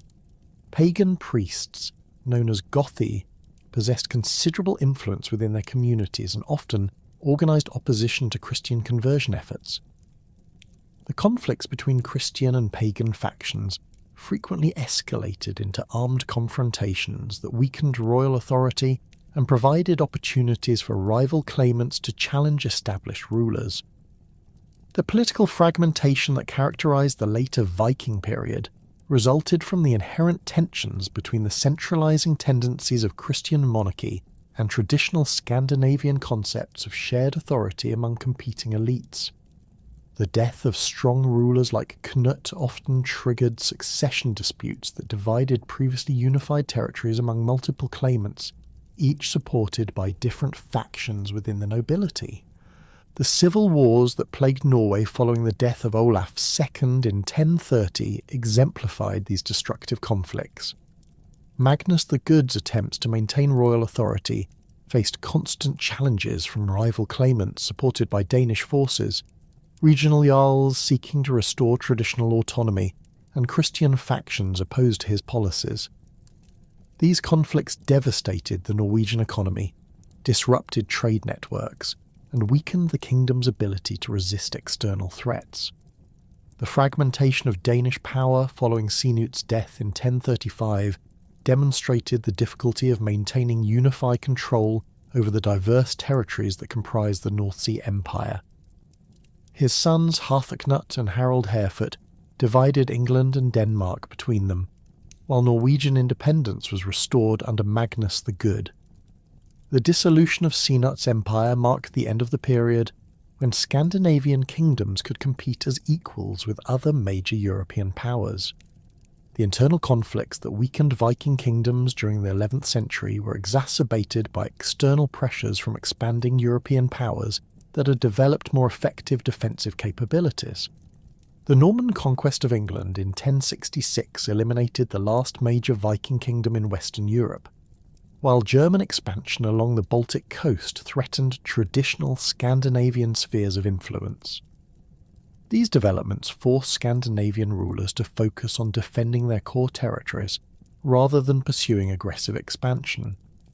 The transformation of Scandinavian warfare during this period reflected both technological innovations and changing political circumstances that reduced the effectiveness of traditional Viking tactics. The development of castle architecture, improvements in cavalry warfare, and the growing sophistication of siege techniques created defensive advantages that favoured established territorial powers over mobile raiding forces. Viking armies that had once terrorised European coastlines found themselves increasingly unable to achieve decisive victories against well-prepared opponents. The economic changes that accompanied political consolidation fundamentally altered the social structures that had supported Viking expansion. The growth of towns, the development of specialised crafts production, and the expansion of agricultural productivity created new sources of wealth that reduced the relative importance of raiding and conquest. Young Scandinavian men who might previously have sought their fortunes through Viking expeditions increasingly found opportunities for advancement through trade, royal service, or agricultural development. The religious worldview that shaped Viking society rested on a complex cosmological framework that envisioned the universe as 9 interconnected realms suspended within the branches and roots of Yggdrasil, the world tree. This massive ash tree served as both the physical structure supporting all existence and the spiritual axis around which divine, human, and supernatural forces operated. The tree's 3 primary roots extended into different wells that provided knowledge, fate, and the waters of life, while its branches reached across all the worlds, providing pathways for gods, spirits, and the souls of the dead. Asgard, the realm of the Aesir gods, occupied the highest branches of Yggdrasil and served as the divine fortress from which the gods governed the cosmos and prepared for the final battle of Ragnarok.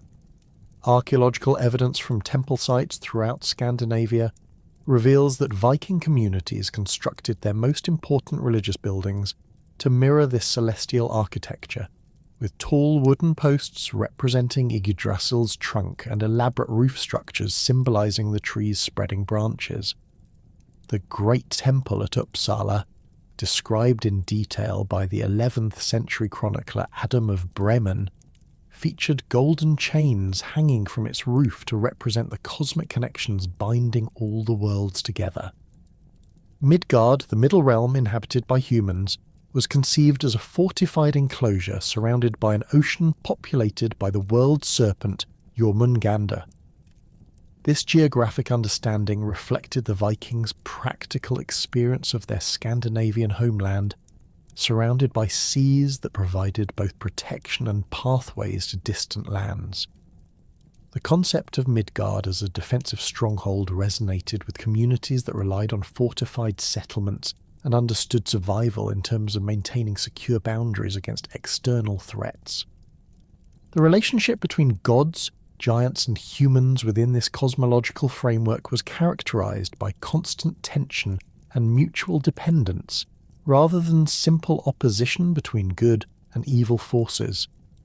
The giants dwelling in Jotunheim represented the chaotic forces of nature that threatened cosmic order, yet they also possessed wisdom and power that the gods frequently needed to access.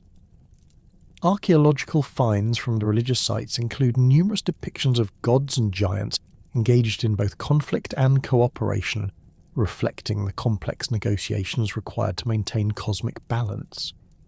Odin occupied the supreme position within the Norse pantheon, though his authority differed significantly from the omnipotent monotheistic deities that would later replace him.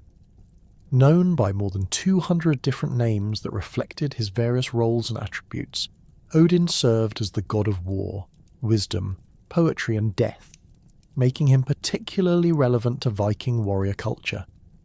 His constant quest for knowledge, including his sacrifice of an eye to drink from the well of wisdom and his hanging from Yggdrasil for 9 days to discover the runes, established him as a model for the sacrifices required to achieve power and understanding. The archaeological record reveals extensive evidence of Odin worship throughout the Viking world, including numerous spear-shaped amulets that served as his symbols, elaborate metalwork depicting his 8-legged horse Sleipnir, and ritual deposits of weapons in bogs and lakes that may represent offerings to the god of war. The famous Sutton Hoo helmet, while found in Anglo-Saxon England, displays iconography clearly derived from Odin mythology, including scenes of warriors dancing around a figure that may represent the god himself. Odin's role as leader of the Wild Hunt, a spectral cavalcade that swept across the winter sky, gathering the souls of the dead, connected him directly to Viking concepts of honourable death and the afterlife. Warriors who died in battle hoped to be chosen by Odin's Valkyries to join the Einherjar, the elite army of the dead that would fight alongside the gods during Ragnarok. This belief system provided powerful motivation for Viking warriors, while also establishing clear hierarchies among different types of death and their spiritual consequences. Thor's position as the most widely worshipped deity in Viking Scandinavia reflected his role as protector of both gods and humans against the destructive forces represented by giants and monsters. Archaeological evidence for Thor worship includes thousands of hammer-shaped pendants found throughout the Viking world, ranging from simple iron examples worn by common farmers to elaborate silver and gold pieces that adorned the necks of wealthy Jarls. These hammers, known as Mjolnir after Thor's legendary weapon, served both as protective amulets and as symbols of religious identity that distinguished Norse pagans from their Christian neighbours.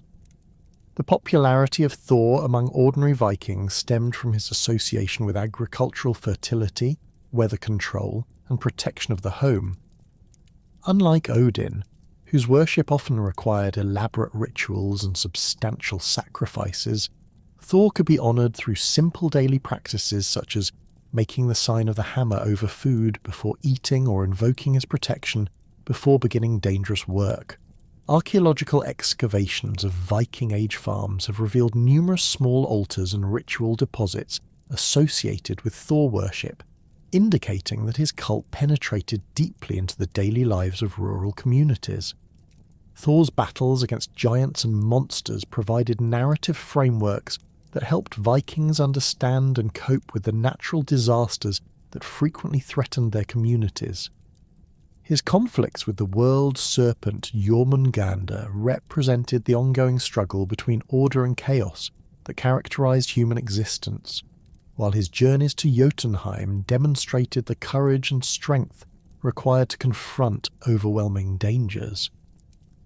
These mythological narratives served educational functions, teaching moral lessons about proper behaviour while providing entertainment during the long winter months when communities gathered around their hearths. The fertility deities Freya and Freyja, members of the Vanir tribe of gods who had been incorporated into the Aesir pantheon through ancient treaties, played crucial roles in Viking religious life that complemented the warrior aspects emphasised by Odin and Thor. Freyr, associated with prosperity, fertility and peaceful rulership, received particular veneration from Jarls and kings, who needed to demonstrate their ability to provide abundance for their followers. Archaeological evidence from royal burial sites includes numerous phallic symbols and fertility figurines that may represent offerings to Freya or attempts to ensure continued prosperity in the afterlife. Freya's position as goddess of love, fertility and death made her one of the most complex and important deities in the Norse pantheon. She received half of all warriors who died in battle, taking them to her hall Folkvanga rather than to Odin's Valhalla, though the specific criteria that determine this division remain unclear in surviving sources. Her association with Sida magic, a form of shamanic practice that involved prophecy and manipulation of fate, connected her to the powerful female religious practitioners who played important roles in Viking communities. The practice of Sida magic occupied a complex position within Viking religious life, providing essential spiritual services while also generating suspicion and controversy due to its associations with gender transgression and supernatural power. Sida practitioners, known as volur or seed kona, were typically women who claimed the ability to see into the future, communicate with the dead, and influence the course of events through magical rituals. Archaeological evidence for Sida practice includes iron staffs topped with metal rattles, or animal heads, found in female graves throughout Scandinavia, and often interpreted as the ritual equipment used by these magical practitioners. The burial practices that characterise Viking society reflected complex beliefs about death, the afterlife, and the proper treatment of the deceased that varied significantly according to social status, regional traditions, and historical period. The most spectacular burials, involving the interment of entire ships along with their owners and elaborate grave goods, represented only a small fraction of Viking Age mortuary practices but have received disproportionate attention due to their archaeological visibility and dramatic nature. The ship burials discovered at sites such as Gokstad and Oseberg in Norway reveal the extraordinary wealth and craftsmanship that elite Viking families devoted to ensuring proper treatment of their dead. The Oseberg ship, buried around 834 AD with 2 women and an enormous collection of grave goods, contained intricately carved wooden objects, elaborate textiles, and evidence of human and animal sacrifices that demonstrate the complex rituals surrounding high-status death. The ship itself, measuring over 21 metres in length and decorated with serpentine carvings along its prow and stern, served as both a practical vessel for the journey to the afterlife and a symbol of the deceased's power and status. The grave goods accompanying Viking burials provide detailed insights into beliefs about the afterlife and the needs of the dead in their new existence. Warriors were typically buried with their weapons, including swords, spears, axes and shields that would enable them to continue fighting in the armies of the gods. Women's graves often contained jewellery, textile working equipment, and household items that reflected their roles in domestic production and family management. The inclusion of food, drink, and cooking equipment in many graves suggests beliefs that the dead would need sustenance during their journey to the afterlife or in their new existence. The practice of cremation, which became increasingly common during the later Viking Age, reflected different concepts of death and spiritual transformation than those expressed through inhumation burials.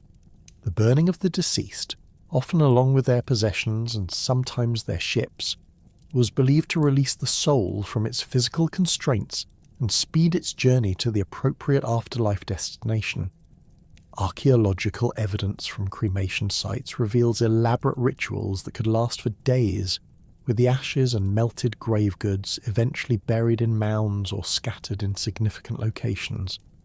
The concept of Valhalla as the ultimate destination for warriors who died gloriously in battle provided powerful motivation for Viking military culture, while also establishing clear hierarchies among different types of the death. This great hall, described in poetic sources as having 540 doors through which 800 warriors could march abreast, served as both a reward for heroic behaviour and a training ground where the Einherjar prepared for their final battle against the forces of chaos. The daily routine of fighting, dying, and being restored to life for evening feasts created an idealised version of warrior existence that emphasised eternal conflict and camaraderie. However, Valhalla represented only one of several possible afterlife destinations available to the dead, and the criteria for admission remained more complex than simple death in battle. Archaeological evidence suggests that beliefs about the afterlife varied considerably among different communities and social groups, with some emphasising ancestor worship and the continued presence of the dead among the living, while others focused on more distant spiritual realms where the deceased joined the gods or other supernatural beings.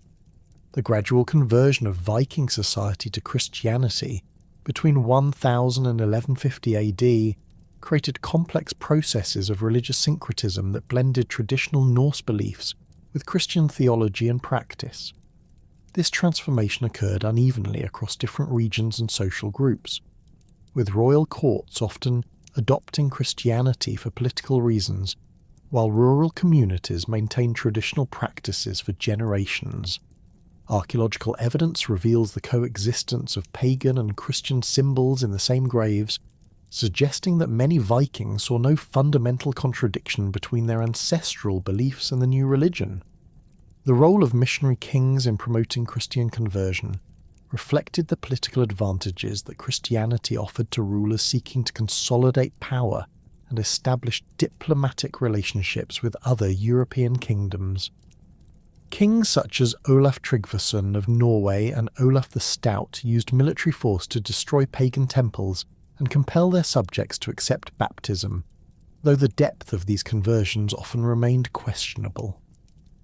The famous account of Olaf Tryggvason's confrontation with the pagan priests at the Temple of Uppsala, where he allegedly demonstrated Christ's superiority by surviving ordeal by fire, illustrates the dramatic methods employed to discredit traditional religious practices.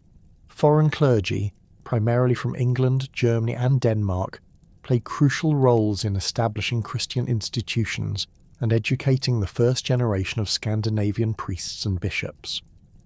These missionaries brought not only theological knowledge but also literacy, administrative skills, and architectural expertise that supported the development of church hierarchies and religious buildings. Archaeological excavations of early Christian churches in Scandinavia reveal the influence of foreign building traditions adapted to local materials and construction techniques, creating distinctive regional styles that combined Christian symbolism with traditional Scandinavian decorative elements. The syncretism that characterised the conversion period is most clearly visible in the artistic and material culture of the 11th and 12th centuries, where Christian and pagan motifs appear side by side on the same objects. The famous Gosforth cross in Cumbria, carved by Scandinavian craftsmen, depicts scenes from both Christian and Norse mythology, including the crucifixion of Christ alongside Ragnarok imagery. Similar examples throughout the Viking world demonstrate the creative ways in which communities integrated their traditional beliefs with Christian teachings.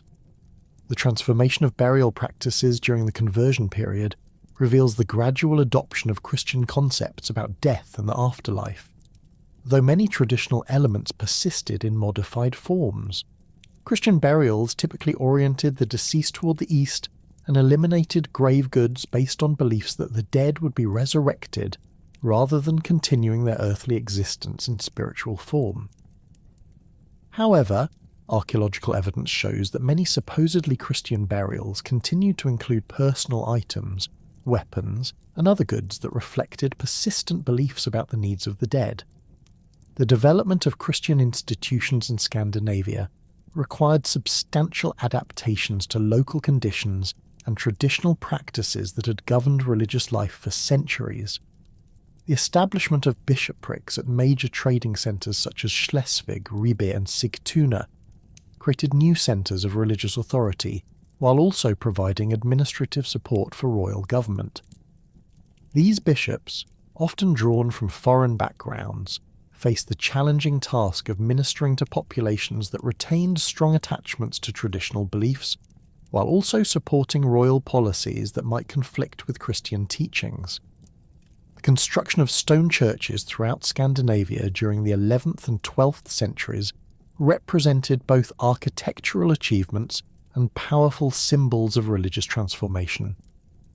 These buildings, often built on sites previously occupied by pagan temples, demonstrated the triumph of Christianity, while also accommodating traditional practices through the incorporation of familiar, decorative elements and spatial arrangements. The stave churches of Norway, with their distinctive wooden construction and elaborate carved decorations, created uniquely Scandinavian expressions of Christian architecture that reflected local building traditions and artistic preferences. The preservation of Norse mythology and traditional stories during the Christian period occurred primarily through the efforts of Icelandic scholars and poets who recognized the cultural value of these narratives even as they accepted Christian theology. The compilation of mythological material in works such as the Prose Edda and Poetic Edda created literary monuments that preserved detailed knowledge of pre-Christian beliefs for future generations. These texts, written by Christians for Christian audiences, presented Norse mythology as historical curiosities rather than living religious traditions, enabling their preservation while neutralizing their potential religious authority. The cultural life of Viking communities extended far beyond religious practices to encompass rich traditions of storytelling, poetry, music, and artistic production that provided entertainment, education, and social cohesion during the long winter months when outdoor activities were limited. The development of skaldic poetry, with its complex metaphors and intricate verse structures, created a sophisticated literary tradition that celebrated heroic achievements while preserving historical memories and genealogical information crucial for maintaining social hierarchies. Archaeological evidence reveals the material foundations that supported this cultural flowering, including specialized workshops for producing luxury goods, trading networks that supplied exotic raw materials, and social institutions that provided patronage for artists and craftsmen. The discovery of elaborate metalwork, carved wooden objects, and textile fragments throughout the Viking world demonstrates the high level of artistic achievement that characterized this period and the cultural values that prioritized beauty and craftsmanship alongside military prowess and commercial success. The artistic achievements of Viking Age Scandinavia reflected a sophisticated aesthetic tradition that evolved through distinct stylistic phases, each responding to changing cultural influences, technological innovations, and social transformations. The earliest recognisable Viking art style, known as Oseberg after the famous Norwegian ship burial, emerged around 800 AD and established foundational principles that would influence Scandinavian artistic expression for the next 4 centuries. The Oseberg style featured intricate animal forms characterised by gripping beasts with bulbous eyes, prominent claws, and bodies that twisted and interlaced in complex patterns covering the surfaces of wooden objects, metalwork, and stone carvings. The craftsmen who created Oseberg-style decorations demonstrated remarkable technical skill in translating 2-dimensional designs onto 3-dimensional surfaces, creating compositions that maintained visual coherence while accommodating the practical requirements of functional objects. The famous wooden cart from the Oseberg burial exemplifies this achievement, with its carved panels featuring processions of animals whose bodies flow seamlessly around corners and across different planes. The artists achieved these effects through careful planning and mathematical precision, using compass-drawn circles and geometric grids to establish proportional relationships between different elements of their compositions. Archaeological analysis of Oseberg-style objects reveals the use of specialised tools and techniques that enabled craftsmen to achieve unprecedented levels of detail and refinement. Iron knives with curved blades allowed carvers to create the smooth, flowing lines that characterised the style's animal forms, while bronze inlays provided colour contrast that enhanced the visibility of intricate patterns. The discovery of partially completed objects in craft workshops shows that these decorations were planned and executed systematically, with preliminary sketches guiding the final carving process. The symbolic content of Oseberg art drew heavily on Norse mythology and religious beliefs, though the specific meanings of many motifs remain disputed among modern scholars. The gripping beasts that dominate the style may represent protective spirits or mythological creatures associated with particular gods, while the interlacing patterns could symbolize the interconnected nature of the cosmic order described in Norse cosmology. The frequent appearance of these designs on high-status objects suggests that they serve not merely as decoration, but as statements of religious affiliation and social position. The transition from Oseberg to Bora style around 850 AD reflected broader cultural changes occurring throughout Scandinavia as Viking society became more hierarchical and militaristic. The Bora style, named after metalwork finds from a Norwegian ship burial, emphasised geometric precision and symmetrical compositions that created more formal and imposing visual effects than the organic fluidity of earlier Oseberg designs. The characteristic ring-chain motifs of Bora art consisted of interlocking circles and figure-8 patterns that could be extended indefinitely across large surfaces, making them particularly suitable for architectural decoration and monumental sculpture.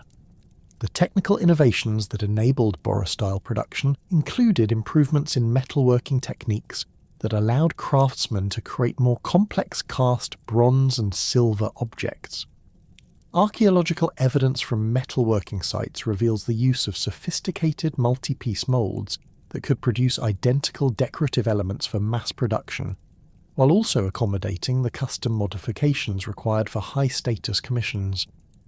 The standardization of certain Bora motifs across different media and geographical regions suggest the emergence of specialized workshops that supplied decorative objects throughout the Viking world. The geographical distribution of Bora-style artifacts demonstrates the extensive trade networks that connected Scandinavian craft centres with markets throughout Northern Europe. Examples of Bora metalwork have been found in Viking Age contexts from Iceland to Russia, indicating that these objects served as both trade goods and diplomatic gifts that spread Scandinavian artistic influence far beyond the Nordic homelands. The adaptation of bore motifs by local craftsmen in different regions created regional variants that combined Scandinavian design principles with indigenous artistic traditions. The gelling style, which emerged around 925 AD during the reign of King Gorm the Old of Denmark, marked a significant departure from earlier Viking art traditions through its emphasis on narrative content and royal symbolism. The style takes its name from the great runic stones erected at Jelling by Gorm and his son Harald Bluetooth, which feature some of the earliest examples of the new artistic approach. The larger Jelling stone, commissioned by Harald to commemorate his parents and proclaim his own achievements, displays a sophisticated composition combining runic inscriptions with figural imagery that tells a coherent story about royal power and religious transformation. The artistic program of the Jelling stones reveals the influence of Christian iconography on Scandinavian visual culture, even before the formal conversion of the Danish royal house. The depiction of a great beast, possibly representing the Lion of Judah or another Christian symbol, demonstrates the artist's familiarity with European Christian art traditions and their ability to adapt foreign motifs to Scandinavian aesthetic preferences. The integration of runic text with figural decoration created new possibilities for artistic expression that would influence Scandinavian art for generations. The technical execution of the Jelling stones required unprecedented levels of planning and coordination, involving teams of stonemasons, rune masters, and artists working together to create unified compositions. Archaeological investigation of the stones has revealed evidence of preliminary sketches and guidelines that helped coordinate the placement of different elements, while analysis of the carving techniques shows the use of specialized tools designed for working granite and other hard stones. The scale and complexity of these monuments demonstrate the resources that Viking Age rulers could mobilize for artistic projects that served both religious and political purposes.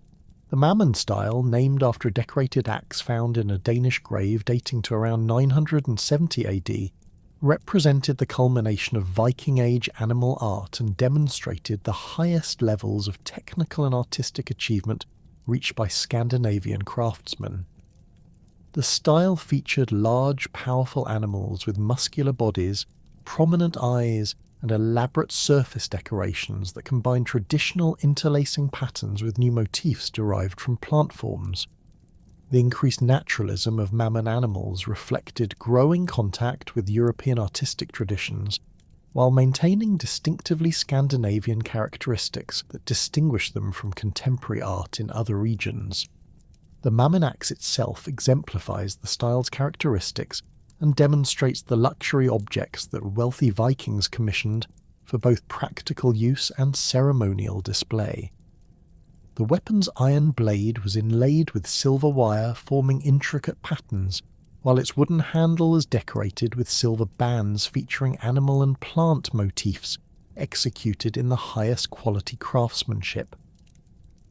The combination of functional excellence with artistic sophistication reflects the Viking emphasis on objects that served multiple purposes as tools, weapons, status symbols, and works of art.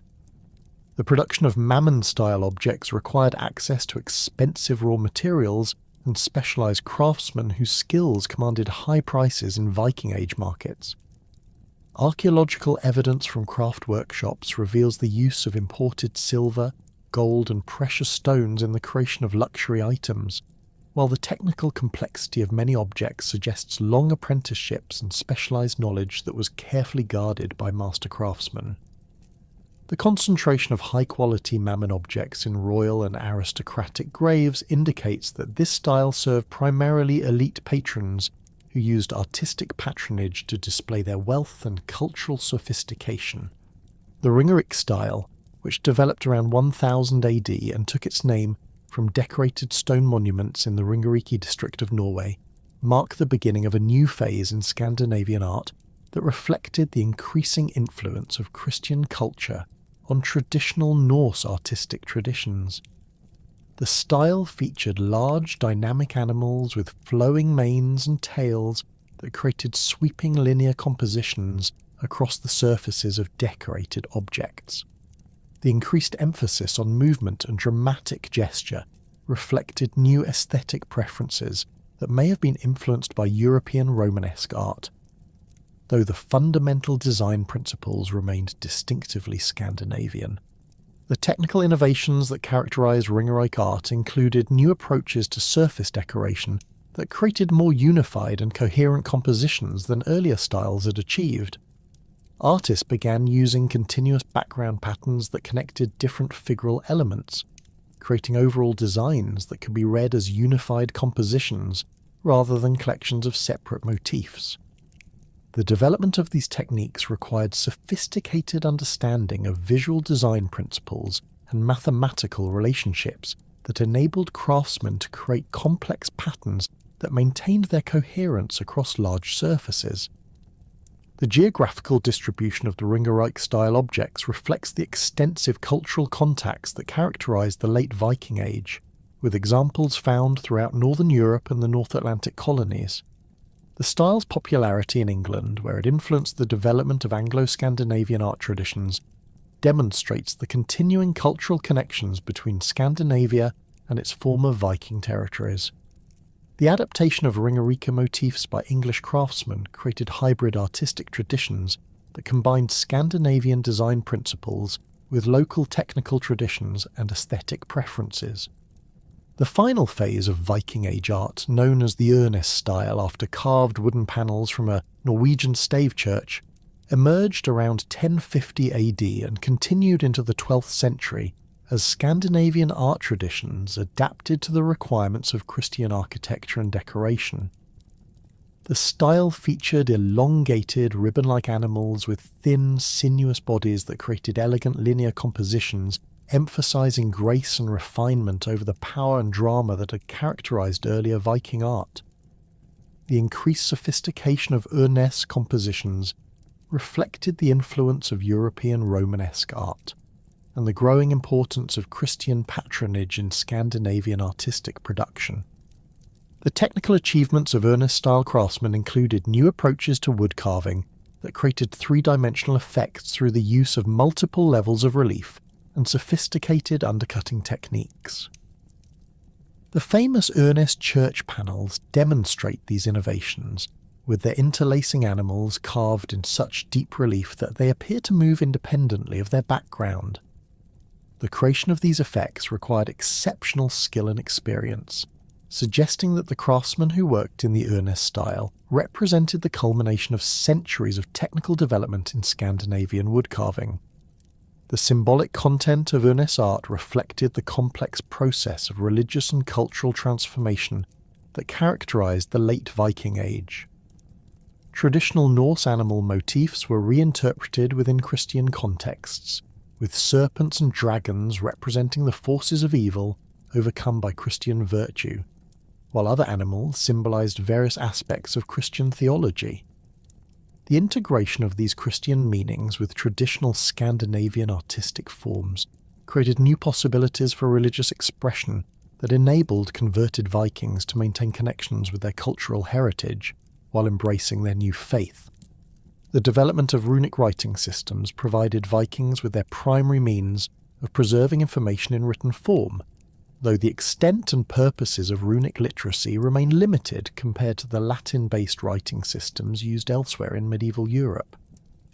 The Elderfathark, consisting of 24 characters representing individual sounds, served as the standard runic alphabet throughout the early Viking Age, and enabled the creation of inscriptions that recorded everything from personal names to magical formulas. Archaeological evidence reveals that runic writing was practiced throughout Scandinavia and the Viking colonies, with inscriptions found on objects ranging from everyday tools to elaborate memorial stones. The technical aspects of runic writing reflected its origins as a system designed for carving on wood, stone and metal rather than writing on parchment or paper. The angular forms of runic characters avoided the curved lines that were difficult to carve with iron tools, while the relatively simple alphabet reduced the number of characters that craftsmen needed to master. Archaeological analysis of runic inscriptions reveals the use of specialized carving techniques that created clear, legible text even on hard materials such as granite and basalt. The transition from Elder Futhark to Younger Futhark around 800 AD reflected changes in the Scandinavian languages and the practical requirements of runic writing. The Younger Futhark reduced the number of characters from 24 to 16, creating a more streamlined system that was easier to learn and use, but less precise in representing the sounds of spoken language. This simplification may have reflected the increasing use of runic writing for practical purposes such as marking ownership, recording transactions, and creating memorial inscriptions, rather than the magical and religious functions that had dominated earlier runic use. The social context of runic literacy reveals that writing skills were distributed unevenly throughout Viking society, with certain groups and individuals possessing specialized knowledge that enabled them to create and interpret runic texts. Archaeological evidence suggests that runic writing was practiced by merchants who needed to mark their goods and record transactions, craftsmen who signed their work, and religious specialists who created magical inscriptions. The concentration of complex runic inscriptions in high-status contexts indicates that advanced literacy was associated with wealth and social position, though basic runic skills appear to have been more widely distributed. The commemorative functions of runic inscriptions created some of the most impressive monuments of Viking Age Scandinavia, including the great memorial stones that recorded the achievements of prominent individuals and families. These stones, found throughout Sweden, Denmark and Norway, typically featured standardized formulas that identified the deceased, their relationship to the commemorators, and their notable achievements. The rock stone in Sweden, containing one of the longest runic inscriptions known, demonstrates the sophisticated literary capabilities that some runic writers achieved, with its complex verse forms and allusions to mythological events. The practical applications of runic writing extended beyond memorial inscriptions to include a wide range of everyday functions that reveal the integration of literacy into Viking daily life. Archaeological finds include runic inscriptions on wooden sticks that may have served as letters or business records, carved bone and antler objects with ownership marks, and metal items bearing makers' signatures or magical formulas. The discovery of runic inscriptions in contexts ranging from urban craft quarters to rural farmsteads suggests that basic literacy was more common in Viking society than previously recognized. The preservation of oral literary traditions through the development of saga literature represents one of medieval Europe's most remarkable cultural achievements, creating a body of narrative literature that preserved historical memories, genealogical information, and cultural values for future generations. The sagas, composed primarily in Iceland during the 12th and 13th centuries, drew on oral traditions that had been maintained for centuries through the performances of professional storytellers who memorized vast quantities of narrative material. Archaeological evidence from Icelandic farmsteads reveals the social contexts in which these oral traditions were preserved, including the large halls where communities gathered during winter months to hear stories and maintain cultural connections. The historical value of saga literature as a source for understanding Viking Age society remains a subject of ongoing scholarly debate, with historians recognizing both the valuable information preserved in these texts and the literary conventions that may have distorted historical accuracy. The sagas contain detailed descriptions of social customs, legal procedures, religious practices, and material culture that often correspond closely with archaeological evidence, suggesting that they preserve authentic traditions about Viking Age life. However, the influence of medieval literary conventions and Christian moral teachings on saga composition means that these texts must be used carefully as historical sources. The development of skaldic poetry created another important medium for preserving historical information and cultural values, though the complex metaphorical language and intricate verse forms of this tradition make it challenging for modern readers to interpret. Skaldic poems composed by professional court poets known as skalds, celebrated the achievements of kings and jarls while also preserving genealogical information and historical events.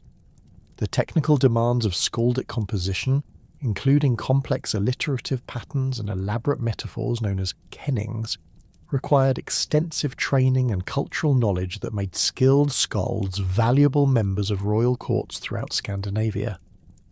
The material culture of Viking society encompassed a vast range of objects that reveal the daily lives, social relationships, and cultural values of people at all levels of the social hierarchy. Archaeological excavations throughout the Viking world have recovered hundreds of thousands of artifacts that provide detailed information about everything from cooking practices to religious beliefs, creating a comprehensive picture of Viking material life that complements and sometimes contradicts the written sources. The systematic analysis of these objects has revealed the sophisticated craft traditions, extensive trade networks, and complex social relationships that characterized Viking Age Scandinavia. The production of jewelry represented one of the most important craft industries in Viking society, creating objects that served multiple functions as personal adornment, wealth storage, and markers of social identity. Archaeological evidence reveals the existence of specialized workshops that produced jewelry for both local consumption and long-distance trade, using techniques that range from simple wire drawing to complex granulation and filigree work. The distribution of similar jewelry types across vast geographical areas demonstrates the extent of Viking trade networks and the standardization of certain decorative traditions throughout the Norse cultural sphere. The weapons found in Viking Age graves and hoards provide detailed information about military technology, social hierarchies, and cultural values that emphasized martial prowess and personal honor.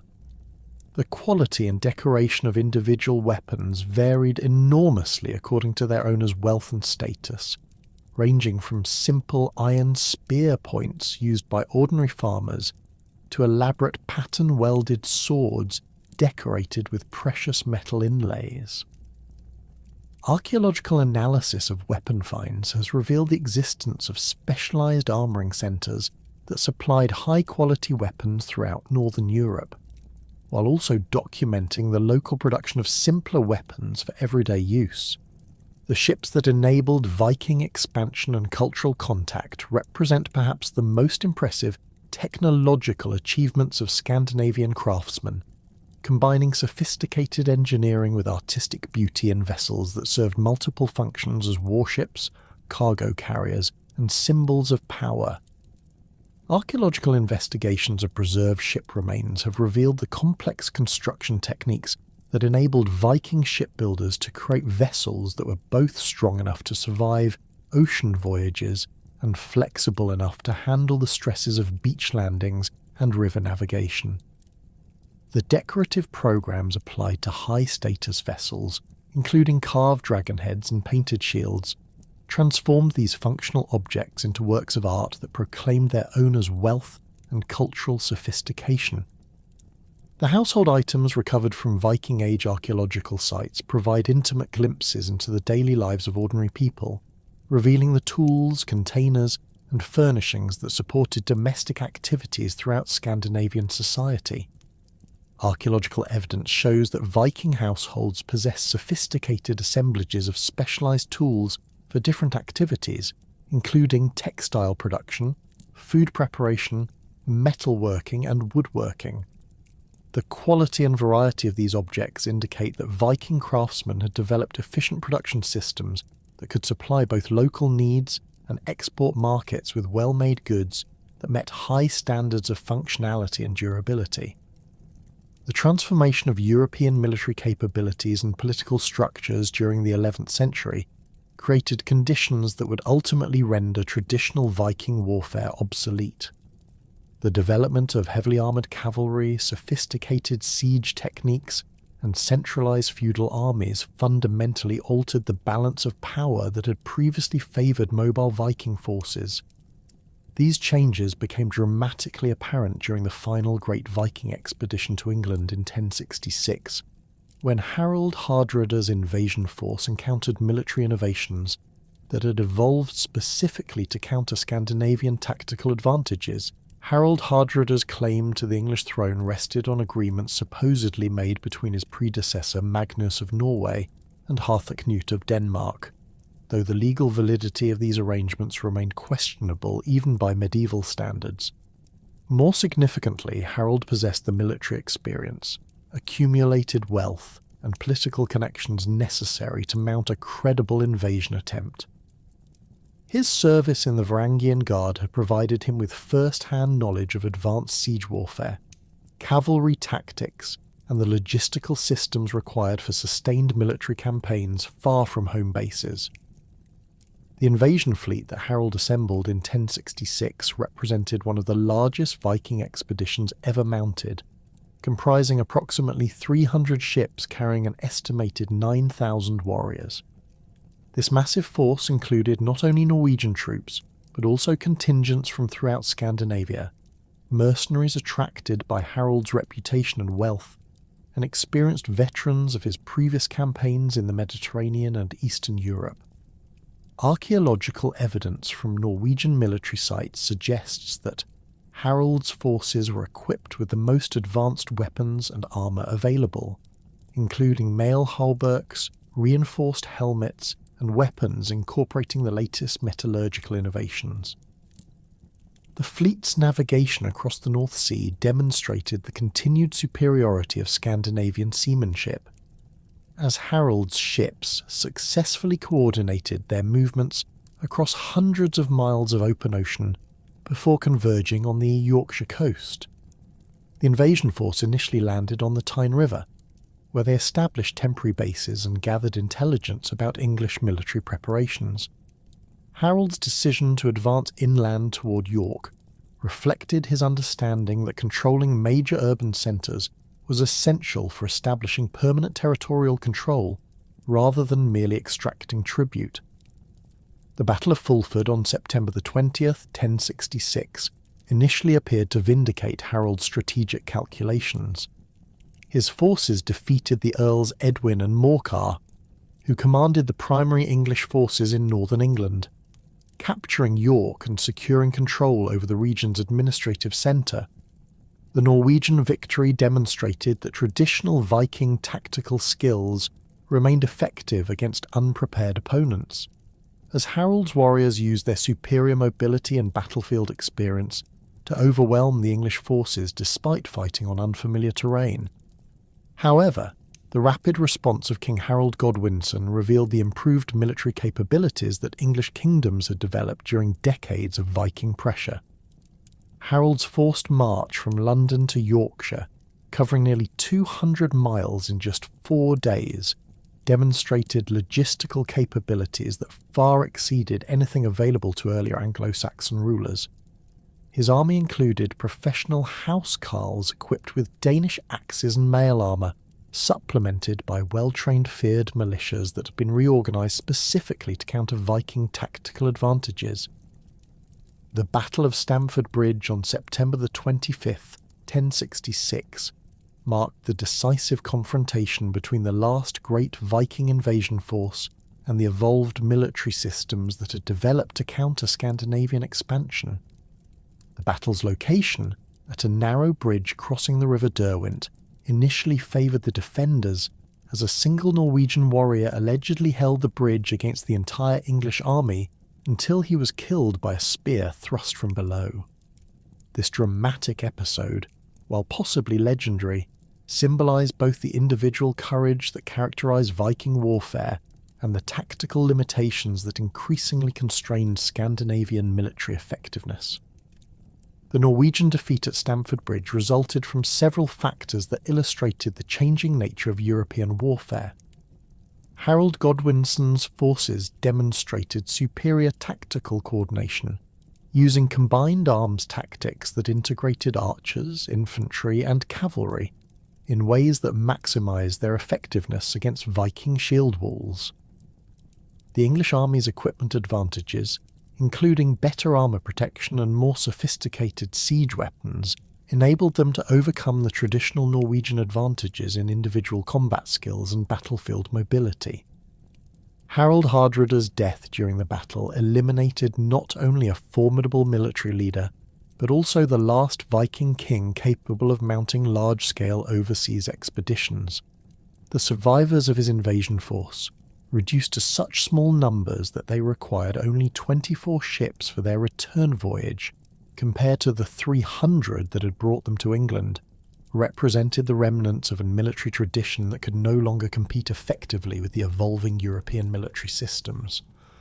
The irony of the Norman conquest, which occurred just 3 weeks after Stamford Bridge, lay in the fact that William of Normandy's success demonstrated the continued effectiveness of Scandinavian military traditions when properly adapted to contemporary conditions.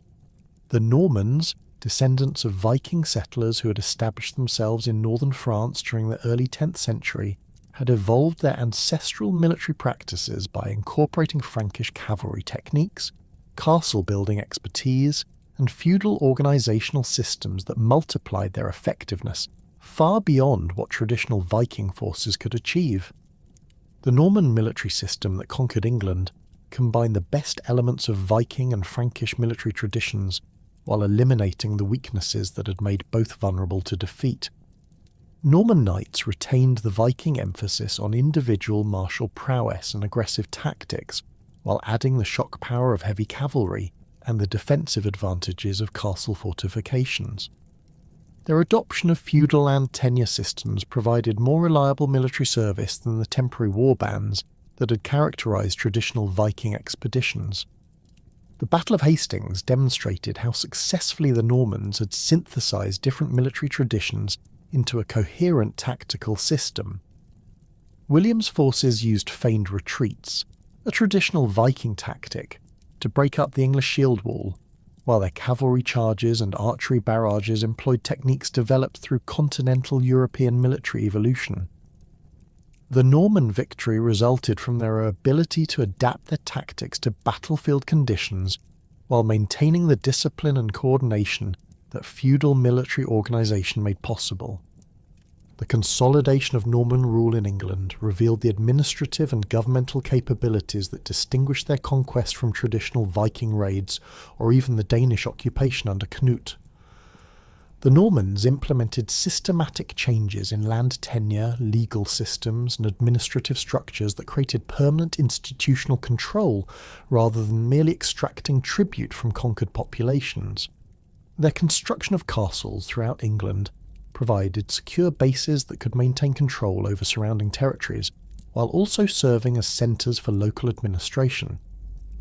The transformation of Scandinavian kingdoms during this same period reflected similar adaptations to changing European conditions, though the process occurred more gradually and with greater resistance from traditional elites. The consolidation of Christian monarchy in Denmark, Norway and Sweden eliminated the fragmented political structures that had supported Viking expansion, while creating centralised states capable of defending their territories against external threats. The destruction of the great pagan temple at Uppsala around 1090 symbolised the end of organised resistance to Christian conversion and the traditional religious practices that had provided ideological support for Viking expansion. Archaeological evidence from the temple site reveals the systematic dismantling of the complex religious infrastructure that had maintained pagan worship for centuries, including the destruction of cult statues, ritual vessels, and the sacred groves where human sacrifices had been performed. The replacement of Uppsala's pagan temple with a Christian cathedral represented more than simple religious conversion. It marked the triumph of European feudal civilization over the warrior culture that had characterized the Viking Age. The new cathedral's architectural style, administrative functions, and role in royal ceremonial activities integrated Scandinavia into the broader European Christian community, while eliminating the cultural distinctiveness that had enabled Viking expansion. The development of stone architecture throughout Scandinavia during the late 11th and early 12th centuries demonstrated the region's integration into European technological and artistic traditions.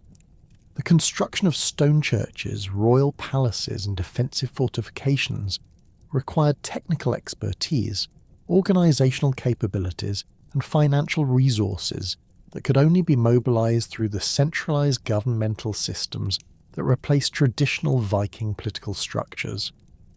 Military technological changes during this period fundamentally altered the tactical balance that had previously favoured Viking forces. The development of crossbows provided infantry forces with projectile weapons that could penetrate mail armour at ranges that made traditional Viking charges extremely dangerous. The improvement of siege engines, including trebuchets and mangonels, enabled defenders to destroy attacking forces before they could reach fortress walls, while the construction of concentric castle designs created defensive positions that could withstand prolonged sieges. The evolution of armour technology similarly disadvantaged traditional Viking tactical approaches. The development of more sophisticated mail construction techniques, reinforced with metal plates at vulnerable points, provided protection against the axes and swords that had been Viking warriors' primary weapons.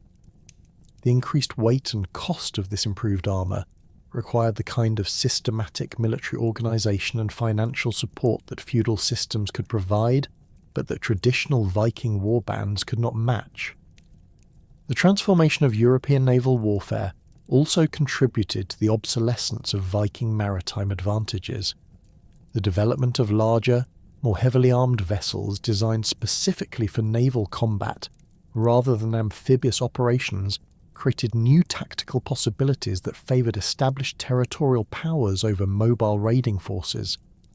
These ships, equipped with specialised siege weapons and carrying larger crews of professional marines, could engage Viking fleets in direct combat rather than simply avoiding confrontation. The economic changes that accompanied these military developments fundamentally altered the social foundations that had supported Viking expansion.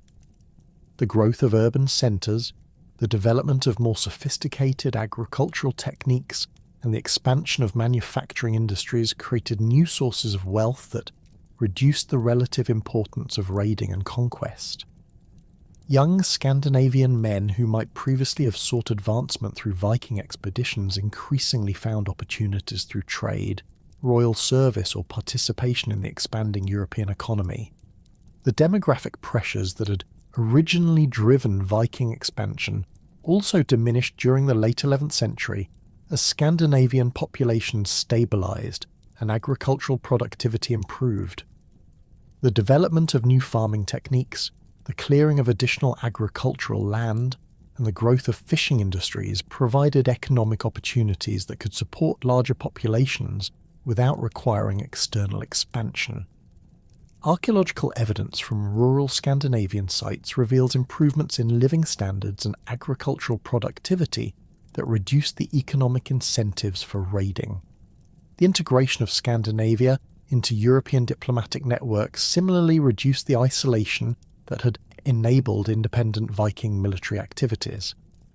The establishment of formal diplomatic relationships between Scandinavian kingdoms and other European powers created international legal frameworks that constrained traditional raiding activities while providing alternative mechanisms for resolving conflicts and pursuing territorial ambitions. The cultural transformation that accompanied political and military changes eliminated many of the ideological foundations that had supported Viking expansion. The conversion to Christianity introduced new concepts of legitimate warfare that distinguished between acceptable military activities and condemned raiding against fellow Christians. The adoption of European chivalric ideals created new models of warrior behaviour that emphasised protection of the weak and service to legitimate authority, rather than the individual pursuit of wealth and glory that had characterised Viking culture. The educational changes that followed Christian conversion provided Scandinavian elites with new forms of cultural capital that reduced their dependence on military achievement for social advancement. The introduction of Latin literacy, theological education, and European scholarly traditions created opportunities for advancement through intellectual and administrative service that competed with traditional military careers as paths to wealth and status. The collapse of traditional Viking military power at Stamford Bridge did not mark the immediate disappearance of Scandinavian influence from European affairs, but rather initiated a gradual transformation that would reshape these societies into medieval Christian kingdoms, fully integrated with continental European political and cultural systems. The process unfolded differently across the three main Scandinavian kingdoms, with Denmark achieving the earliest and most complete integration, while Norway and Sweden maintained stronger connections to their Viking heritage well into the 12th century. Denmark's transformation under the Valdemar dynasty demonstrated how successfully Viking kingdoms could adapt to European feudal models while retaining their maritime advantages. King Valdemar I, who ruled from 1157 to 1182, established a centralised monarchy that combined traditional Scandinavian concepts of royal authority with administrative innovations borrowed from the Holy Roman Empire and France. His construction of brick churches throughout Denmark, replacing earlier wooden structures, symbolised both the kingdom's commitment to Christianity and its integration into European architectural traditions that emphasised permanence and monumental scale. The Danish legal code known as the Jutlandic Law, compiled during Valdemar's reign, illustrates the synthesis of Scandinavian legal traditions with Christian moral teachings and European jurisprudential concepts. The code retained traditional Germanic concepts of compensation for injuries and property crimes, while introducing Christian prohibitions against certain pagan practices and establishing ecclesiastical courts with jurisdiction over marriage, inheritance, and moral offences. Archaeological evidence from Danish court sites reveals the construction of specialised judicial buildings that could accommodate the complex legal procedures required by this hybrid system. The establishment of Copenhagen as a major commercial centre during the 12th century demonstrated Denmark's successful transition from a raiding-based economy to one founded on trade and manufacturing.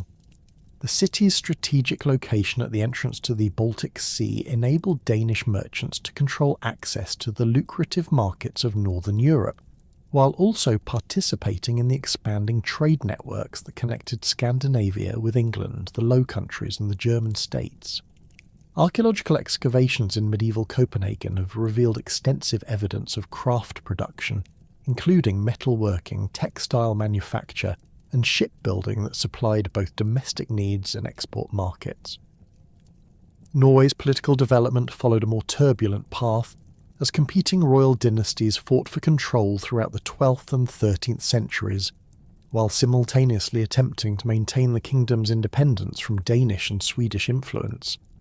The civil wars that plagued Norway during this period, known collectively as the Age of Civil Wars, reflected both the persistence of traditional Scandinavian concepts of shared royal authority and the disruptive effects of introducing European feudal practices into a society that had previously operated according to different organisational principles.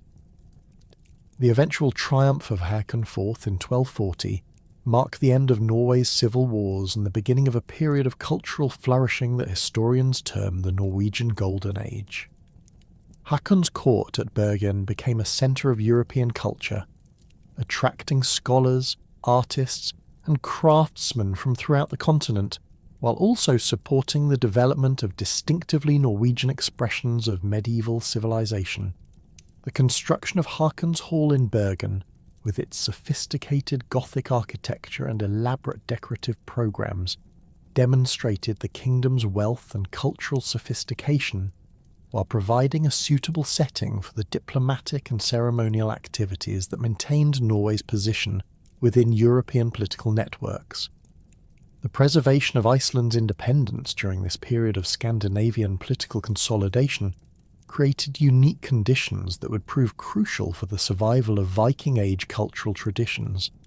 The Icelandic Commonwealth's continued adherence to traditional legal and governmental structures, combined with the island's geographic isolation from European military pressures, enabled the preservation of oral traditions, legal customs, and social practices that were being modified or eliminated elsewhere in Scandinavia. The compilation of the great saga literature during the 12th and 13th centuries represented one of medieval Europe's most remarkable cultural achievements, preserving detailed knowledge of Viking Age society, politics, and cultural values that would otherwise have been lost.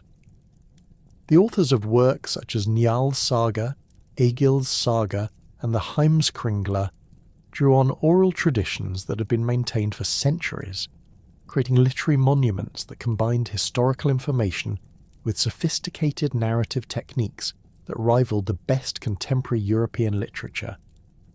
Sweden's transformation occurred more gradually than that of its Scandinavian neighbours, partly due to the kingdom's geographic position on the periphery of European political developments, and partly because of the continued importance of the eastern trade routes that connected Sweden with the Byzantine Empire and the emerging Russian principalities. The Swedish kings of the 12th century, particularly those of the Sverker and Erik dynasties, faced the complex challenge of maintaining their traditional Eastern connections, while also integrating their kingdom into the Western European political system, dominated by the Catholic Church and the Holy Roman Empire. The establishment of Christian bishoprics at Uppsala, Skara, and Linköping created new centres of religious and administrative authority that gradually replaced the traditional pagan cult centres that had maintained Sweden's connection to pre-Christian religious practices. Archaeological investigations at these sites reveal the systematic destruction of pagan temples and cult objects, followed by the construction of elaborate stone churches that incorporated both European architectural styles and traditional Swedish decorative elements.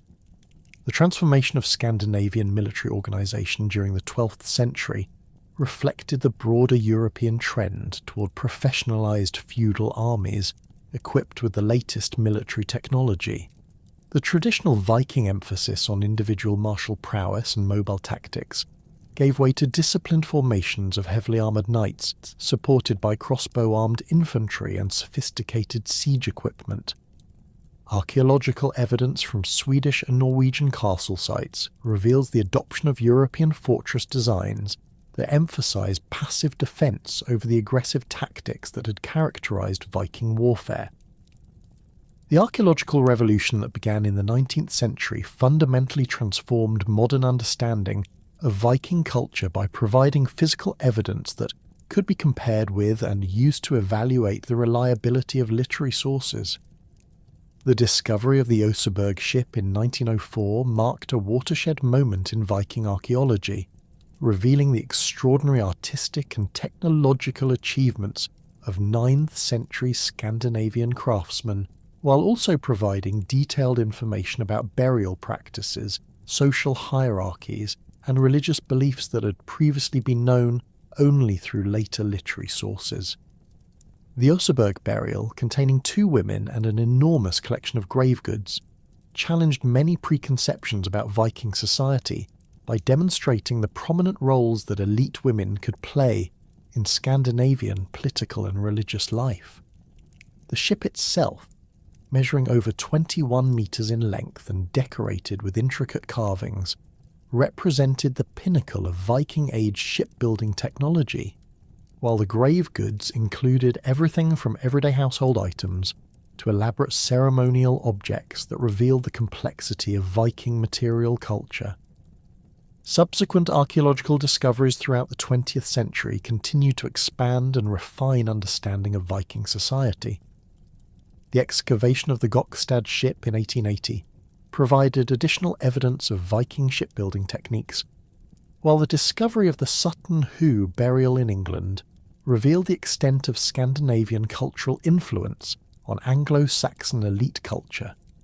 The systematic excavation of Viking Age settlements at sites such as Hedeby in Denmark and Birka in Sweden provided detailed information about urban life, craft production, and trade networks that complemented the information preserved in literary sources. The development of modern archaeological techniques, including radiocarbon dating, metallurgical analysis, and DNA testing, has enabled increasingly sophisticated investigations of Viking Age material culture. Recent discoveries, such as the Staffordshire hoard found in 2009, continue to reveal new aspects of Viking Age society while also demonstrating the continuing relevance of archaeological investigation for understanding this crucial period in European history. The excavations at York between 1976 and 1981 provided unprecedented insights into daily life in a major Viking Age urban centre. The waterlogged conditions at the Coppergate site preserved organic materials that normally decay in archaeological contexts, including leather shoes, wooden bowls, textile fragments, and even human waste that provided information about Viking diet and health. The discovery of workshops, houses, and commercial buildings reveal the complex economic activities that supported urban life, while the analysis of imported goods demonstrated the extensive trade networks that connected York with markets throughout Europe and beyond. Similar excavations in Dublin have revealed the development of Ireland's first major urban centre under Viking rule. The archaeological evidence shows how Scandinavian settlers adapted their traditional building techniques and settlement patterns to Irish conditions, while also adopting local customs and technologies. The discovery of ship remains, metalworking sites, and evidence of slave trading provides physical confirmation of the activities described in Irish annals and other contemporary sources. The romanticisation of Vikings in 19th and 20th century popular culture created powerful mythological images that often bore little resemblance to historical reality, but profoundly influenced public perceptions of Scandinavian medieval culture. The process began with the Romantic movement's fascination with medieval and primitive cultures, which led scholars and artists to idealize Viking society as representing a more authentic and heroic way of life than modern, industrial civilization. The influence of Richard Wagner's Ring Cycle, with its dramatic portrayal of Norse gods and heroes, established many of the visual and conceptual frameworks that continue to shape popular understanding of Viking culture. Wagner's operas, while based on genuine medieval sources, emphasized the mythological and supernatural aspects of Norse tradition, while largely ignoring the practical realities of Viking Age society. The powerful musical and visual imagery of these works created lasting impressions that influenced everything from political ideology to commercial entertainment. The development of popular entertainment media in the 20th and 21st centuries has continued to perpetuate both accurate and inaccurate images of Viking culture. Films, television series, and video games often emphasize the most dramatic aspects of Viking society, while ignoring the mundane realities of agricultural life, trade relationships, and domestic activities that occupied most people's time. The persistent image of Vikings wearing horned helmets, despite the complete absence of archaeological evidence for such equipment, illustrates how popular misconceptions can become more influential than historical facts. Recent efforts by museums, historians, and cultural institutions to present more accurate portrayals of Viking society have begun to counter some of these misconceptions, while also acknowledging the legitimate fascination that Viking culture continues to generate. Exhibitions such as Vikings Life and Legend at the British Museum have used archaeological evidence to present balanced portrayals of Viking society that emphasise both its achievements and its limitations, while also placing Viking expansion within the broader context of medieval European development. The lasting influence of Viking expansion on European genetics, linguistics, place names, legal systems, and political institutions extends far beyond the territories that were directly conquered or settled by Scandinavian peoples. Genetic studies using modern DNA analysis techniques have revealed the extent of Scandinavian settlement throughout the North Atlantic region, with significant Scandinavian ancestry detectable in populations from Scotland to Iceland and from the Faroe Islands to Greenland. The linguistic legacy of Viking expansion is particularly evident in English, where hundreds of common words derive from Old Norse origins. Basic vocabulary including sky, egg, knife, husband, wife, they, them, and there demonstrates the intimate level of contact between Scandinavian settlers and Anglo-Saxon populations. The survival of these fundamental terms in modern English indicates that Viking settlement involved families and communities rather than merely military expeditions, creating conditions for extensive linguistic exchange and cultural synthesis. Placename evidence throughout Britain and Ireland reveals the geographic extent of Scandinavian settlement and the persistence of Norse cultural influences long after the end of the Viking Age. Towns and villages with names ending in by, thorp, toft, and wick mark areas of dense Scandinavian settlement, while river names, geographic features, and field boundaries preserve evidence of Norse land use patterns and administrative systems. The concentration of these names in certain regions, particularly in northern and eastern England, provides detailed maps of Viking settlement that complement archaeological and historical evidence. The legal systems that developed in areas of heavy Scandinavian settlement incorporated Norse legal concepts that continued to influence judicial practices long after political control had passed to non-Scandinavian rulers. The concept of trial by jury, which became fundamental to English and American legal systems, may derive from Scandinavian legal assemblies, where groups of free men collectively decided legal disputes. Similarly, concepts of individual legal rights, compensation for injuries, and the role of community participation in legal proceedings show clear Scandinavian influences that shape the development of common law traditions. The political institutions that emerged from Viking expansion, particularly in areas such as the Isle of Man, the Orkney Islands, and parts of Ireland and Scotland, created hybrid governmental systems that combined Scandinavian concepts of royal authority with local administrative traditions. The Manx Parliament, which claims to be the world's oldest continuous legislative assembly, evolved from Viking Age thing assemblies while adapting to changing political circumstances over more than a millennium of continuous operation.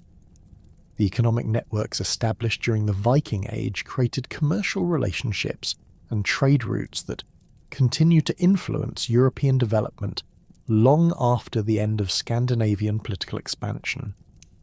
The connections between Scandinavia and the Byzantine Empire, maintained through the Varangian route, facilitated cultural and technological exchange that influenced artistic traditions, military practices, and commercial techniques throughout northern and eastern Europe.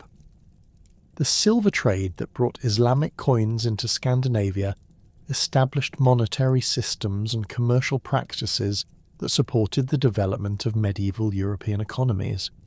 The environmental impact of Viking expansion, particularly in the North Atlantic colonies, provides important historical precedents for understanding human adaptation to climate change and environmental challenges.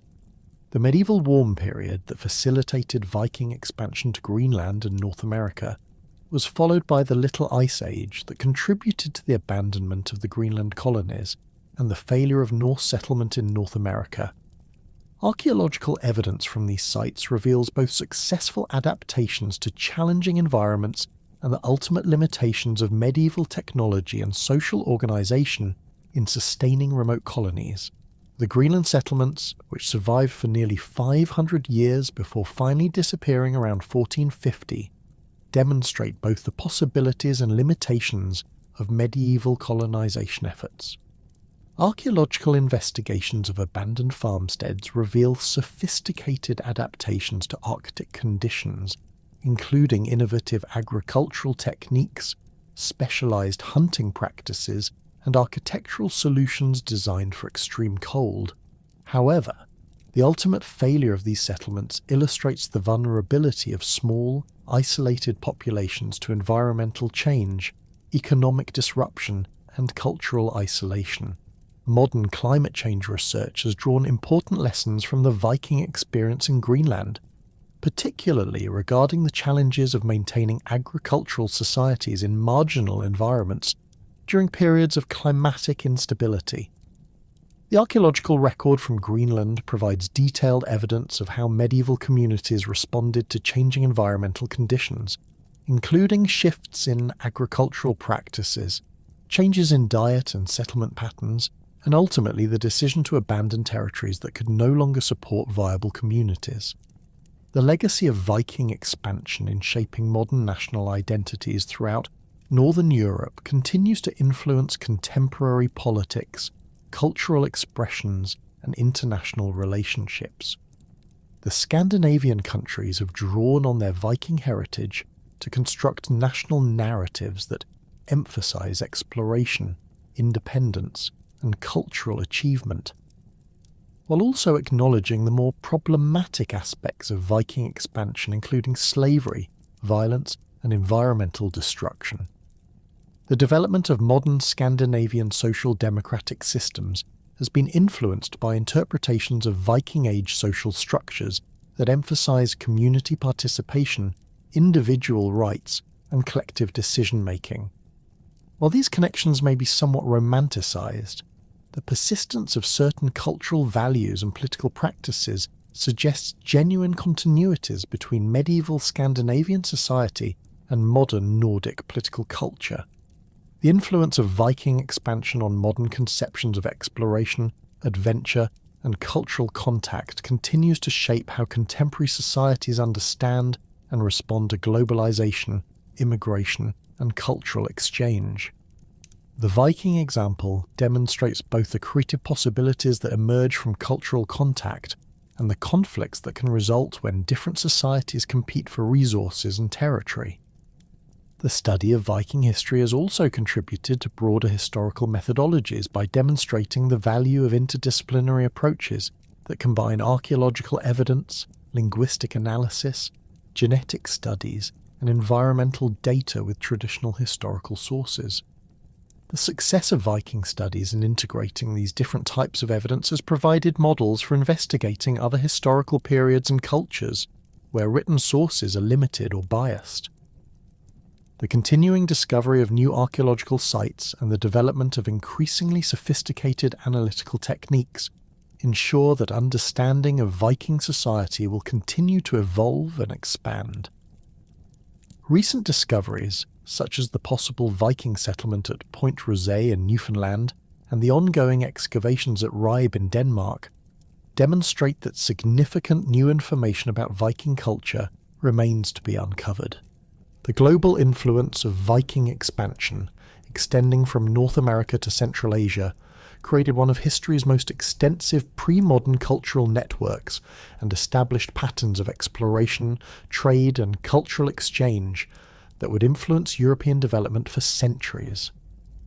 The transformation of Scandinavian societies from fragmented tribal confederations to centralized Christian kingdoms represents one of medieval Europe's most successful examples of political and cultural adaptation, demonstrating how traditional societies could evolve to meet changing circumstances while preserving essential elements of their cultural identity.